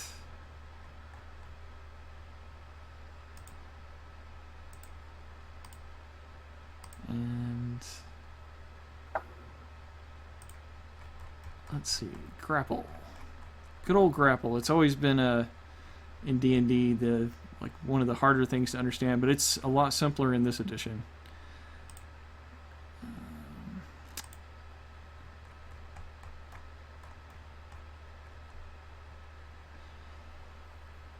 When you want to grab a creature, wrestle with it, you can use an attack to make a special grapple. If you succeed... Oh, I have to go to the appendix to see the grappled condition? Alright. Condition grappled. A grappled creature's speed becomes 0, and it can't benefit from any of its bonuses to speed. The condition ends if the grappler is incapacitated. The condition also ends if the effect removes the grappled creature from the reach of the grappler, such as being hauled away. Well, that doesn't really... That doesn't tell you anything. Yeah. Let's go back to the making an attack thing. Alright.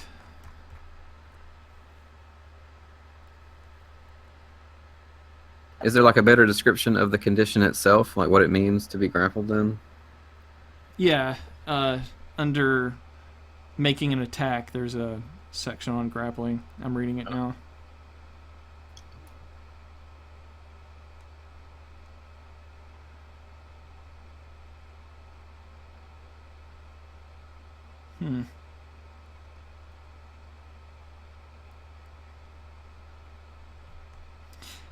I'll look into it more after the game, but I'll just say he's not going to get the opportunity to attack, just to make it easy for me. Let me start a little bit of music, because it's getting quiet. And I actually queued one up just for this one, before we started.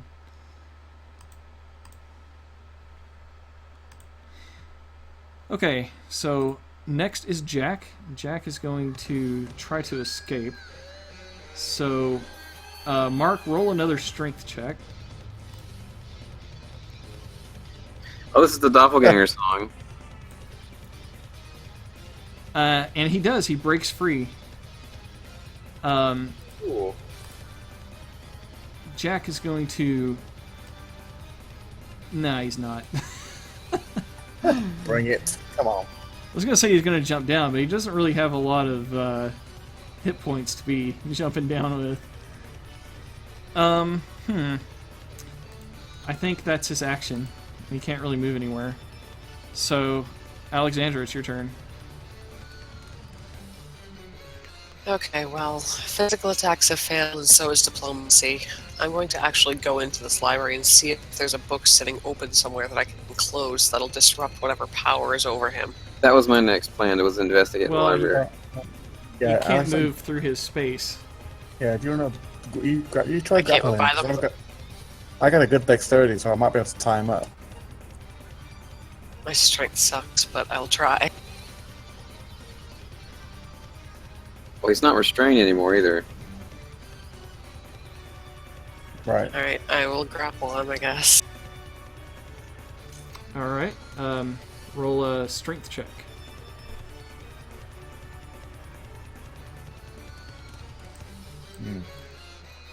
And with a natural 20, he easily dodges your attempt to grab him. Yeah. Alright, did you want to move or anything? Can I try to trip him? No. Damn it. Suppose I'll just sit here then. Okay. Mr. Jeeves. Let's see. Do you want to try and grab him again or trip him? I think you can try to knock him prone if you want. That would be tripping him. That would Yeah, also let's be in try. our special That's it. attacks. Alright, back to the exact same spot in the handbook that I was just in.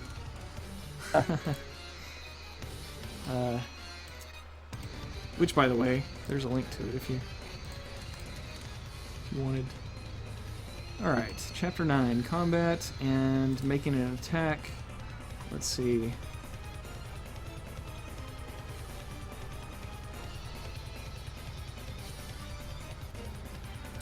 Maybe there's not something in there for knocking them prone. I thought there were special attacks.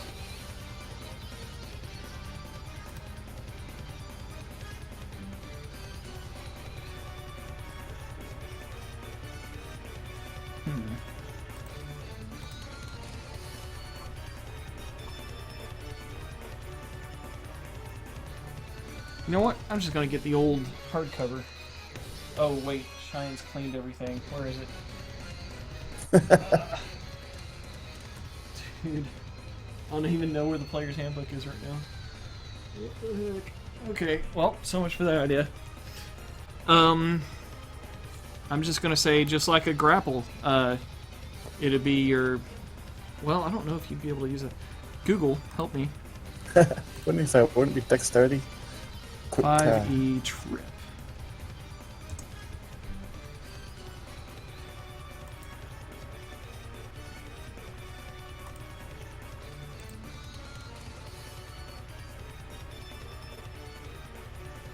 That would be shove a creature special attack. Okay, I did see that in our player's handbook.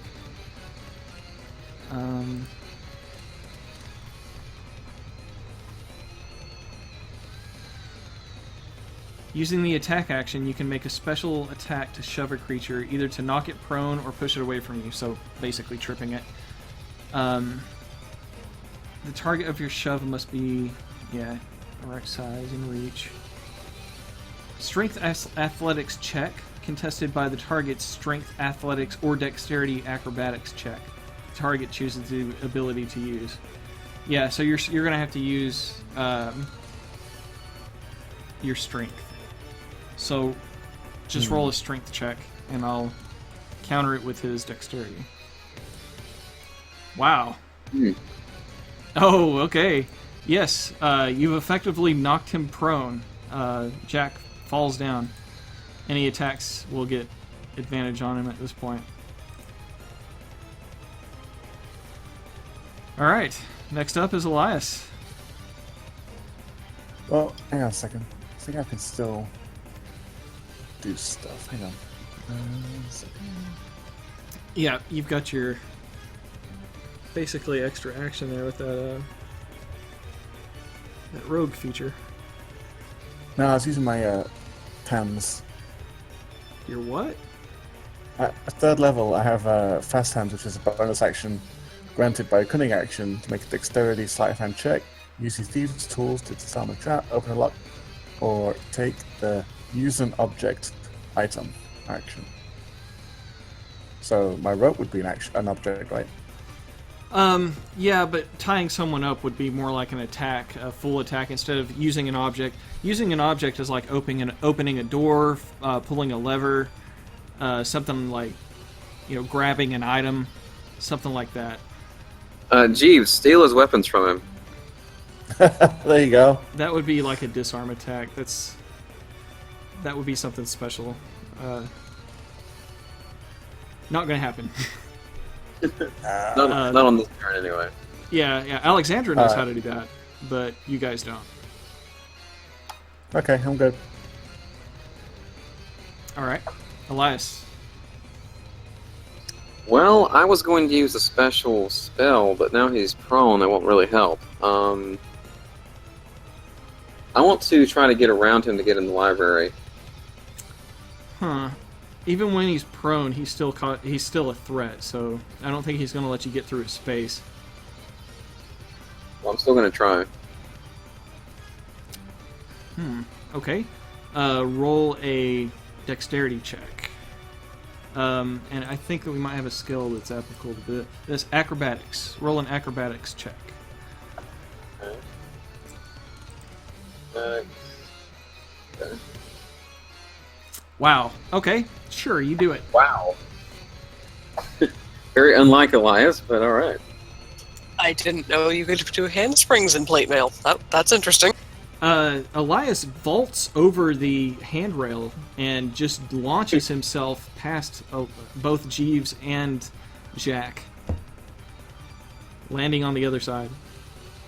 Okay, so now I'm over here going in. Okay, you see the slumped figure of an unconscious Jack next to the chair behind the desk. Aha! I knew none of those was the real one. All right. So,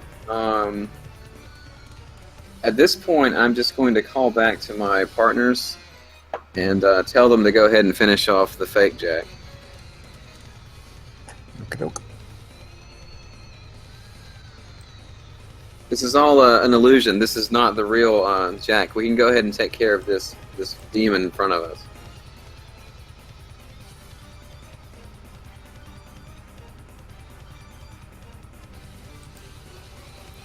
Alright, so Jack is next. And Jack is going to use a little bit of movement to stand back up. And, what other tricks does he have up his sleeve? Getting up is not an attack. No, standing up is just costs movement in this edition.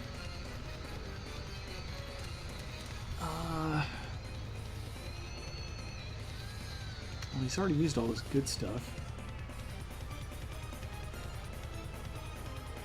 You know, he should have used Minor Illusion to somehow hide Jack. But, oh well. Hindsight's 20/20, isn't it? Maybe it's not as smart as the real Jack. Oh, it's as smart as a real Jack. It knows everything Jack knows. That's scary. Up to a certain point in history. Alright. So, Jack reaches out and grabs Mr. Jeeves. Lightning springs from his hand. Shocking grasp, huh? Yeah, shocking grasp. So I'm not sure exactly what kind of bonuses he gets to make this attack. But I think it would be dexterity based. So I'm going to say he rolls a 10, and your AC is probably higher than that, correct? Yes. Yeah, okay. So he attempts to shock you, but it doesn't work. And that will be the end of his turn. Alexandra's next. I'm going to finish off this last doppelganger.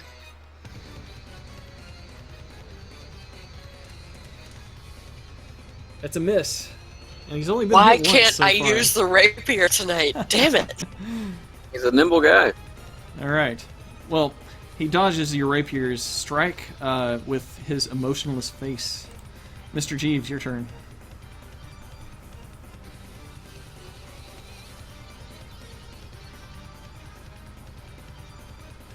Alright, with his rapier, he slashes and hits. Well, not slashes, he pierces. He thrusts it into Jack. Oh, no. That's it. He is dying.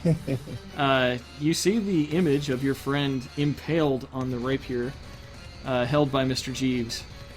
As actual blood pours onto the floor, the thing that once was Jack is now dead.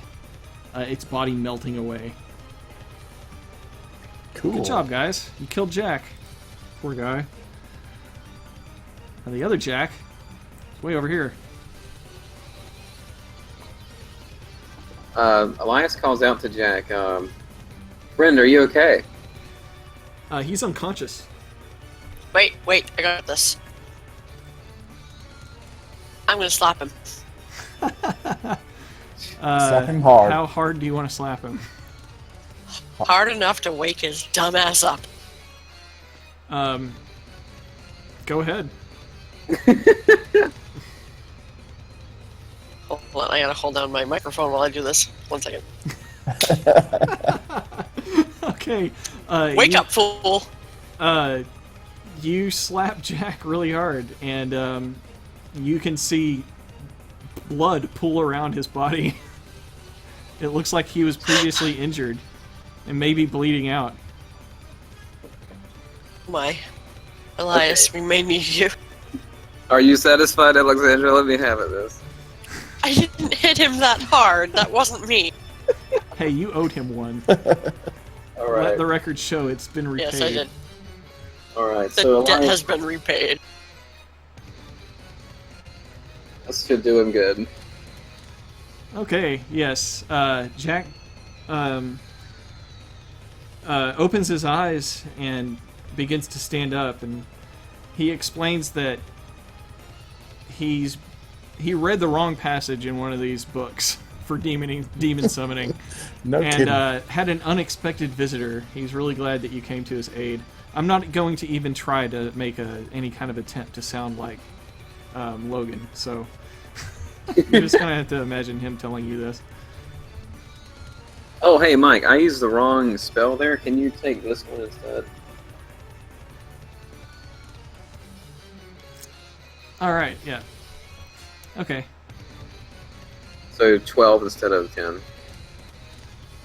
That's fine. Alright, what would you like to do now?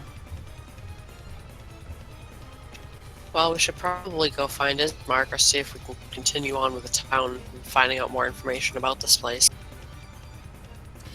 Sure. Where in town would you like to go? Ismark wasn't at his mansion last I checked. Let's go here to this house. Well, as you walk past from the death house through the main street that kind of bypasses the tavern and Bildreth's, you see quite a scene going on outside of Bildreth's Mercantile. The two Vistani men that you had hired as guides, they are present. One of them, manacled and on his knees, Periwimple, the son of Bildrath that you remember,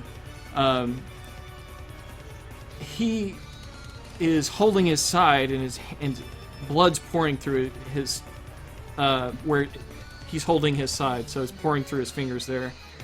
Bildrath looks extremely pissed, and Ismark is there. Looks like he's trying to handle this situation. Did you guys want to approach? I assume you probably would. Of course. All right. Yeah. Yeah, you go up and you hear them conversing about how that bastard tried to rob us, and Periwimple is just attacking him out of keeping him from taking our stuff. He's a red-handed thief. He's caught red-handed. And Ismark says, yes, I believe you. I'm sorry that Perry got hurt. I'll make sure to make this right. And let's see. What did you guys want to do in response to all this? Okay, first thing first, when and this is a good opportunity to get on Bildrath's better side, is Elias is going to take the opportunity to heal his son. So I'm going to use lay on hands for him. I will run up and find out exactly what's going on. Ismark, what happened here? Well, apparently these Vistani, I told you about how they can be. This one here, Borelli, him and his friend Stacello here. Well, Stacello says that he had nothing to do with it, and it looks like Bildrath agrees, but Borelli was caught stealing a trap from an animal trap from the store. He says the prices were too high. And at that point, Borelli says, "Yeah, the price of this place is too high. Our good friends here gave us plenty of good gold, but these prices, it's too expensive. I could not afford a single trap for me to feed myself. Please tell them to let me go." And Ismark says, "Shut up. We're They ask me a question. They're not talking to you." And Ismark continues. He says, At first, when Periwinkle came out, he started beating on this fool, and at that point he brought out his dagger and he stabbed Periwinkle. So this is quite serious. He attempted to murder him, and when he says murder, even Stochello, he's like, no, it was self-defense. And Borelli is just pleading, like, he says, "Look at the size of this guy. He was beating the shit out of me. What was I supposed to do? Just let him do it? I was defending myself. Yes, I did steal it, but I was going to give it back. It's not worth this."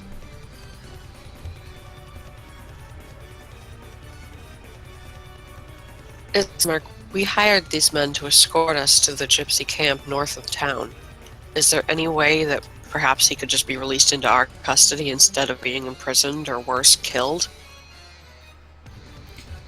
Well, there must be consequences for his actions. For something like this, we would normally brand his flesh and to show that he is a thief, and banish him from the village. And other villages will see the brand and they will not let him return.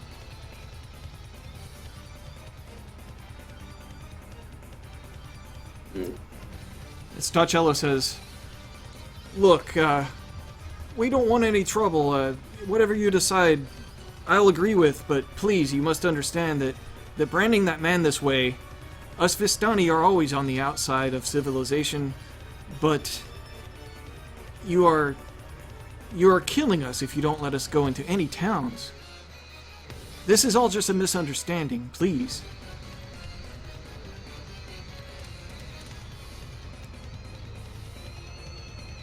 It is true that Bildratha's prices are much too high. We ourselves were not able to afford much here. But, and I do agree that the punishment may be a bit too harsh on these men if they are not able to trade at all. Bildrat says, "Hey, buddy, I've got the best prices in town. Hey, buddy, I just saved your kid's life from dying. So No one asked you to do anything. I did my duty as a cleric, whether you like it or not, Well, sir. that's your duty to your god, not to me and my service. My prices are fair." You would have your child die, then. He's not dying. He's a big boy. Actually, when you went to lay on hands on Periwinkle didn't let you. Really? Yeah. Okay. So let me uncheck that. Ismark, rather than punish him and brand him and outcast him from all of the towns in this land, wouldn't it be better just to put him in the stockade? Doesn't this town have a corporeal punishment system? Yes, I am the corporeal punishment system. We have no stockade. This is a small village. We look after each other. Normally, I don't have these kind of problems. The worst that we have is maybe the pie lady selling her pies, and small things like that. The things that we worry about are much darker than people. But when someone tries to stab someone or steal something, they have to answer to me. If you think it's unfair, I will take your words and consider them. But he will at least have to be banished.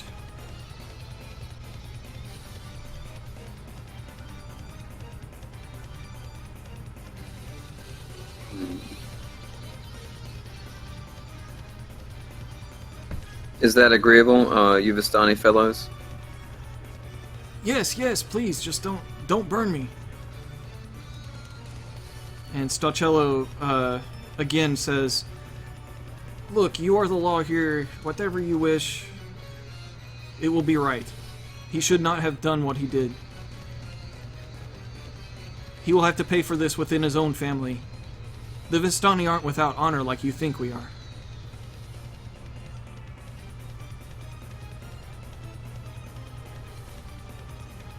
Alright, then for retribution for his crime, perhaps a partial refund of everything we paid to have you escort us to that gypsy camp north of town. I have no money. What you gave me, I spent on wine.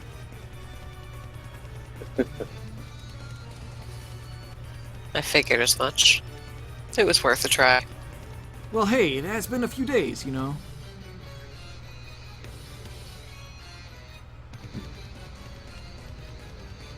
I would like to consider all things reconciled and forgiven, and if there is any question otherwise, then we can work it out amongst ourselves.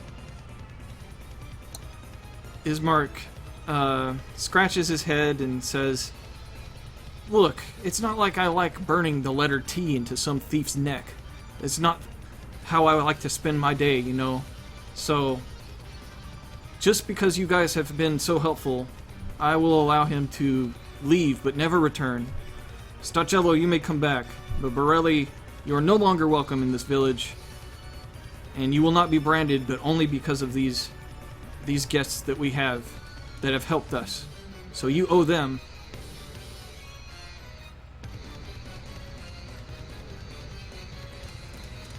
Okay, fair enough. With that, Ismark starts taking the manacles off of Borelli.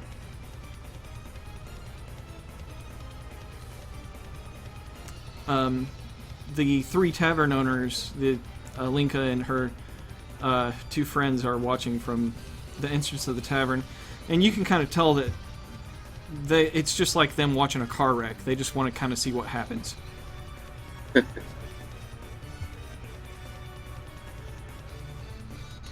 But yeah, there's other villagers too that are peeking in. You don't see Mary or anyone else that you recognize. Father Donovich isn't around.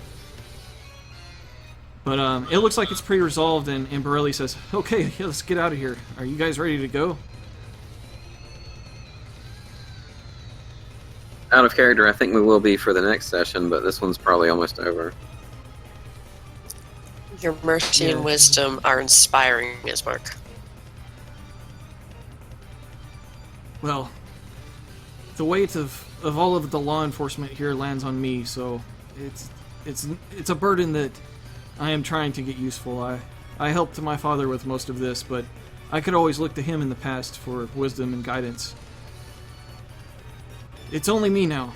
I'm all alone now. You're not alone, Ismark. I'm sure he's watching over you. And I'm sure he's proud of you and what you've accomplished so far. I think you're doing a fine job, Ismark, and I know it's not an easy task, and there are not always the 100% true and correct answers in these things. We can only do what our hearts lead us to. But speaking of, sir, have you met this woman? Her name is Alina. Oh yes, I think I've talked with Alina a little bit. She keeps to herself. After her husband died from the plague, I haven't seen her since then. Well, she would actually she had requested your company, and she spoke highly of you and your waffles. So I would suggest paying her a visit if you wouldn't mind. I'm sure she was just being polite, but if she would like some waffles, I'll see what I can do. Thank you. All right.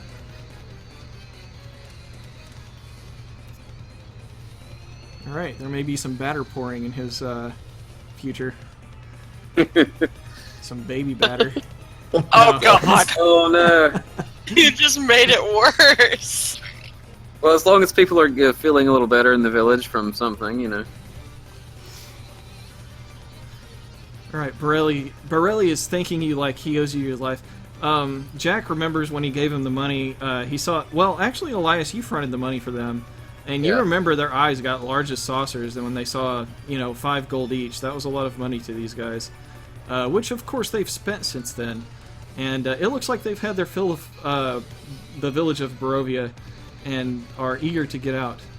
So, friends, if nothing else is preventing you, please let us go now. You should wait for us by the edge of town. When we finish all we need to do here, we'll accompany you. The last time you said that, it was a few days, so if you don't mind, we'll stick with you.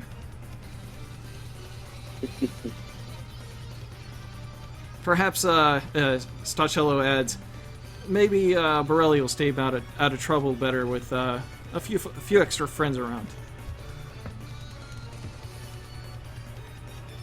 I'll agree with that. We are planning on departing soon anyway, aren't we? Soon. You guys can go now if you'd like.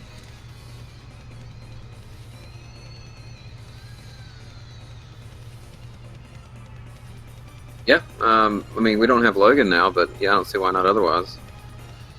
Yeah, we'll be wrapping up soon. It's getting late, but you can at least get farther than you are now. Okay. Yeah, we'll set out then. All right, so no more business to do in the village of Barovia. Did I have think so. one. Well. Did have one more question for Ismark, if he's still hanging around. Yeah, you guys are still there in the square.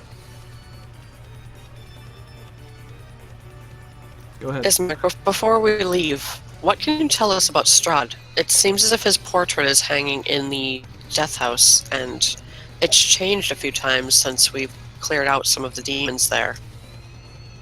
I've never been in the death house, so I'll have to take your word for it, but I can tell you as much as you want to know about Strahd, all that I know anyway, but as it relates to that house, I do not know. Anything you can tell us about him would probably be helpful. Once this land was, it was not covered in mist.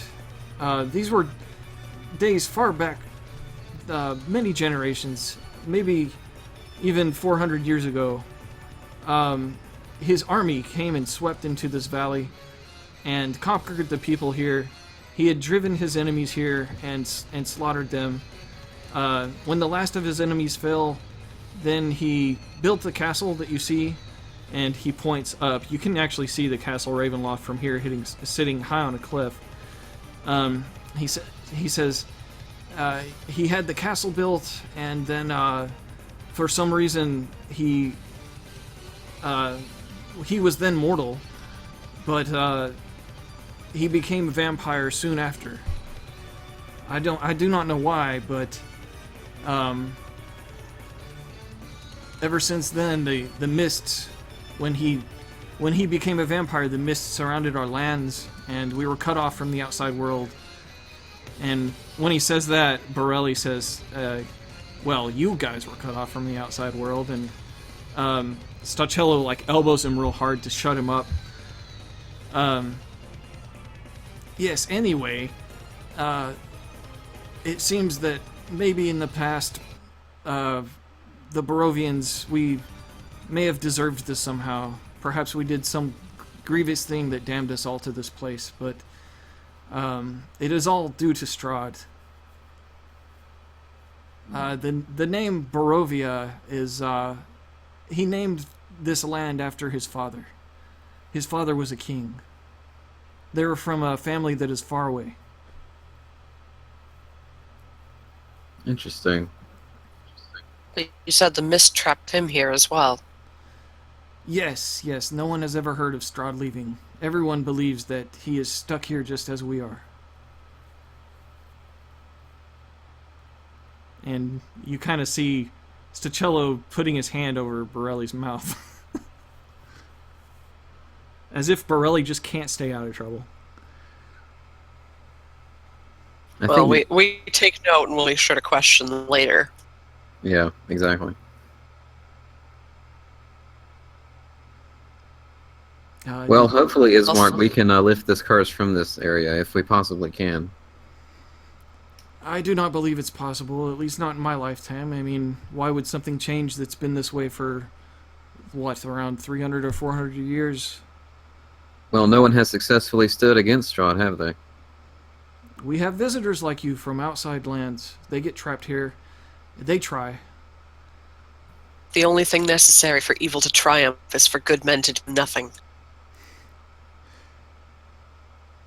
Since you have arrived, I have noticed qualities in myself that I admit need improvement. When Doru ran outside, I did not raise my sword against him. And when the children that you saw in front of that haunted house, they creeped me out and I left, but you embraced them. These things do not pass without my notice. I'm seeing myself differently due to your efforts here. So perhaps there's hope, and perhaps I can change. If you We're ever need only my human. sword, We constantly grow and change. if you ever need my sword, I will fight next to you. A Thank day you. may come when that we may need to take you up on that offer.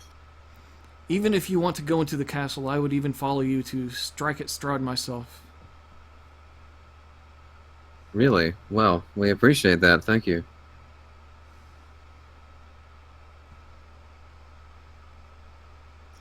We may just take you up on that at some point. But we would not have you throw your life away, Ismark. I mean, yeah, this is Ismark.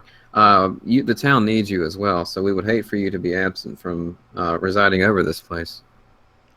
My nightmares are filled with seeing my sister as some kind of vampire that comes to feed on me. I would rather die before that happens. I quite well know the struggle of nightmares, and I empathize with you. I definitely understand. When we do plan on visiting Strahd, we will at least let you know, and I'll leave that up to you making the decision. The decision will be yours, my friend. You have my sword. Whether it's wise, how you use it that's up to you. All right, then. Well, hopefully we can find Lisa and stop whatever's plaguing her from turning her completely before Strahd can get to her. The only thing that comforts me with my sister is knowing that I have not seen her yet, so in some way, I guess she's safe. I can only hope. How she's managed to do that, I have no idea. We plan on searching the other 2 villages in this land before we encounter Strahd, so we will send word if we locate her before. Godspeed to you. And to you, sir.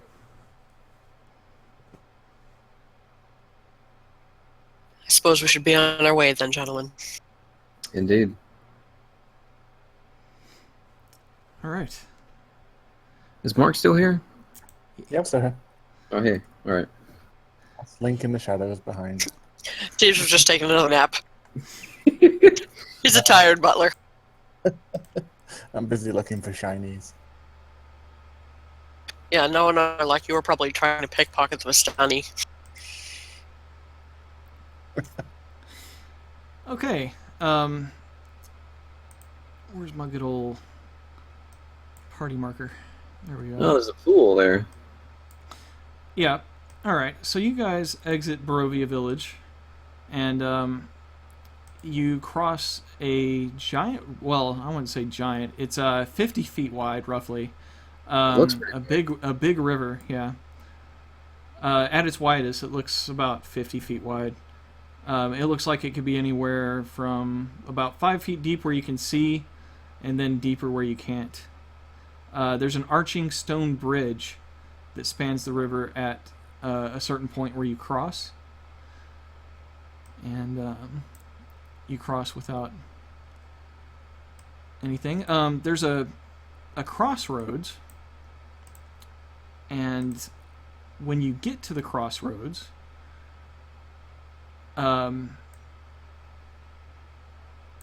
old wooden gallows creaks in a chill wind that blows down from the high ground to the west. A frayed length of rope dances from its beam. A well-worn road splits here, and a signpost opposite the gallows points off in 3 directions. Barovia Village to the east, Sear Pool to the northwest, and Ravenloft/Vallaki to the southwest. The northwest fork slants down and disappears into the trees, while the southwest fork clings to an upward slope. Across from the gallows, a low wall, crumbling in places, partially encloses a small plot of graves, shrouded in fog.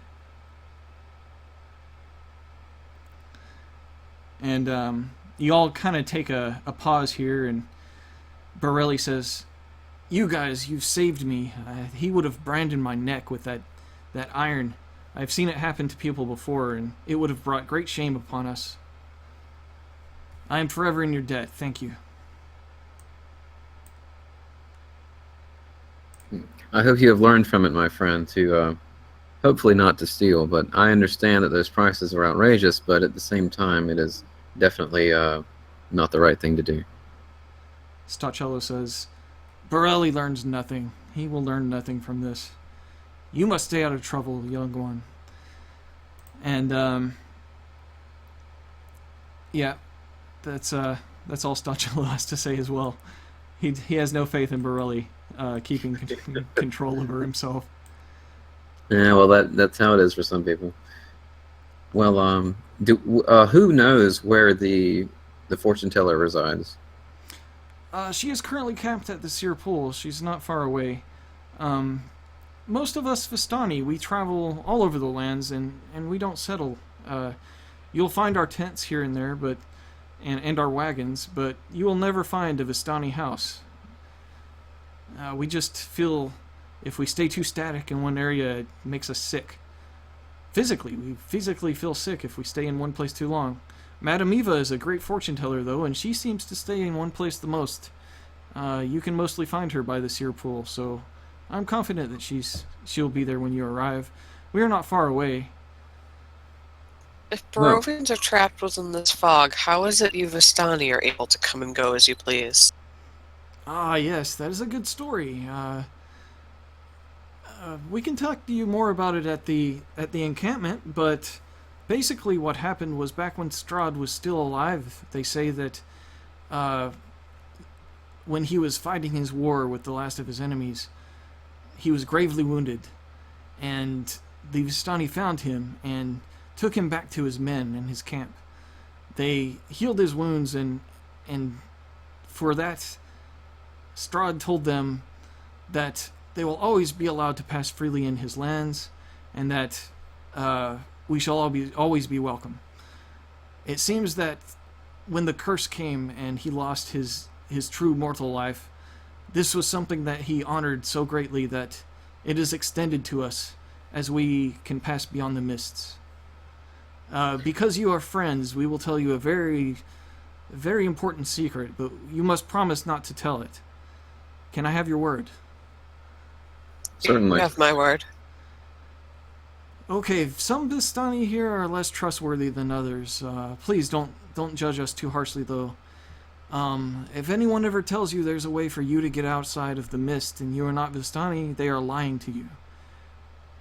So, if someone tries to sell you something or give you advice that would tell you to try the mist, do not do it.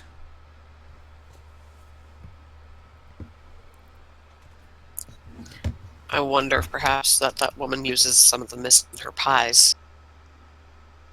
No, that's, those pies are nothing that I would mess with, but I don't think that you could use the mist as some kind of ingredient. I missed part of what you said earlier, Mike. They were warning against trusting someone saying what now? From time to time, if you piss off the wrong Vistani, they will try to sell you a potion or something, or a trinket that says that you can leave this land. This is because you've pissed them off, not because it will work.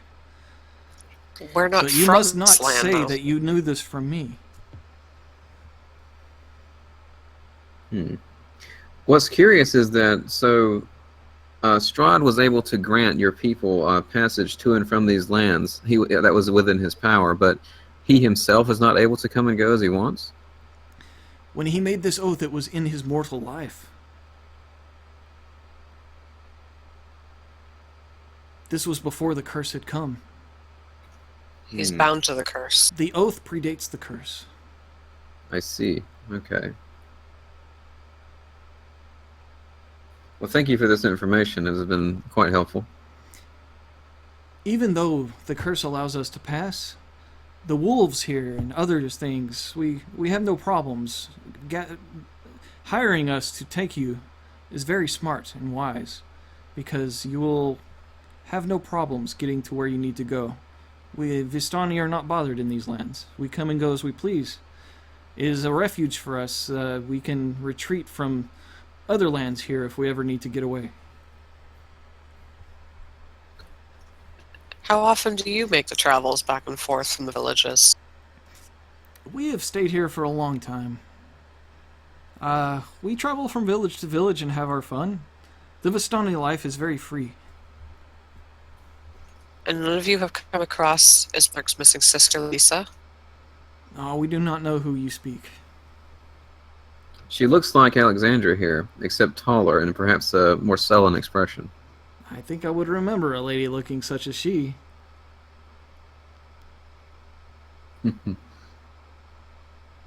I see. Come, let's drink wine. We'll have a good time. We owe you much.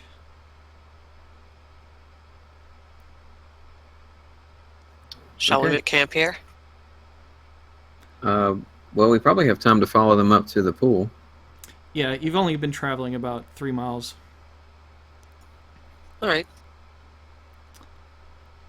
Okay. I guess you guys are leaving the gallows? Yes. It doesn't seem that there's anything pressing to do there, so yeah. Okay. Well, there's a gallows and like a graveyard, but as you go to leave, you hear a creaking noise behind you coming from the gallows. Where there was nothing before now hangs a lifeless gray body. The breeze turns the hanged figure slowly, so that it can fix its dead eyes upon you. And it looks exactly like Mr. Jeeves. And that's where we'll end for tonight. Oh, goody! It's Mr. Jones. That's not foreboding or anything. All right, so tonight you guys got to kill Jack. You get to see Jeeves dead. You saved a man from getting his neck branded as a thief, and hacked off some zombie Slung parts. some zombie parts. Yeah. So, all right, thanks for joining me, and I'll see you guys next Wednesday. Or Thanks, Mike. maybe we Yep. can get an extra game in somewhere, but we'll see how it goes. Yeah, but tomorrow's my Yeah. birthday. Actually, in 45 minutes, is my birthday. Ooh, happy Ah, birthday. happy birthday. Happy birthday, man. Yep, I'll be 38. May the 4th be with you. Yeah. Yes, and may the 4th be with you. All right. But yeah, I'll be around on Sunday if you guys are going to be around. So I should be around. I will be too, as usual. I'll see what I can do.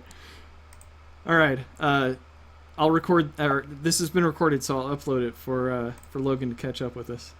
yeah, I'll let Logan know about Sunday too, if possible. So All right. He can guys. listen to us kill him, so that'll be fun for him, I assume. yeah, Yeah. When you don't show up, you're a doppelganger. I guess that's the way it's. yeah. All right. Okie doke. Have a good night, guys. Bye.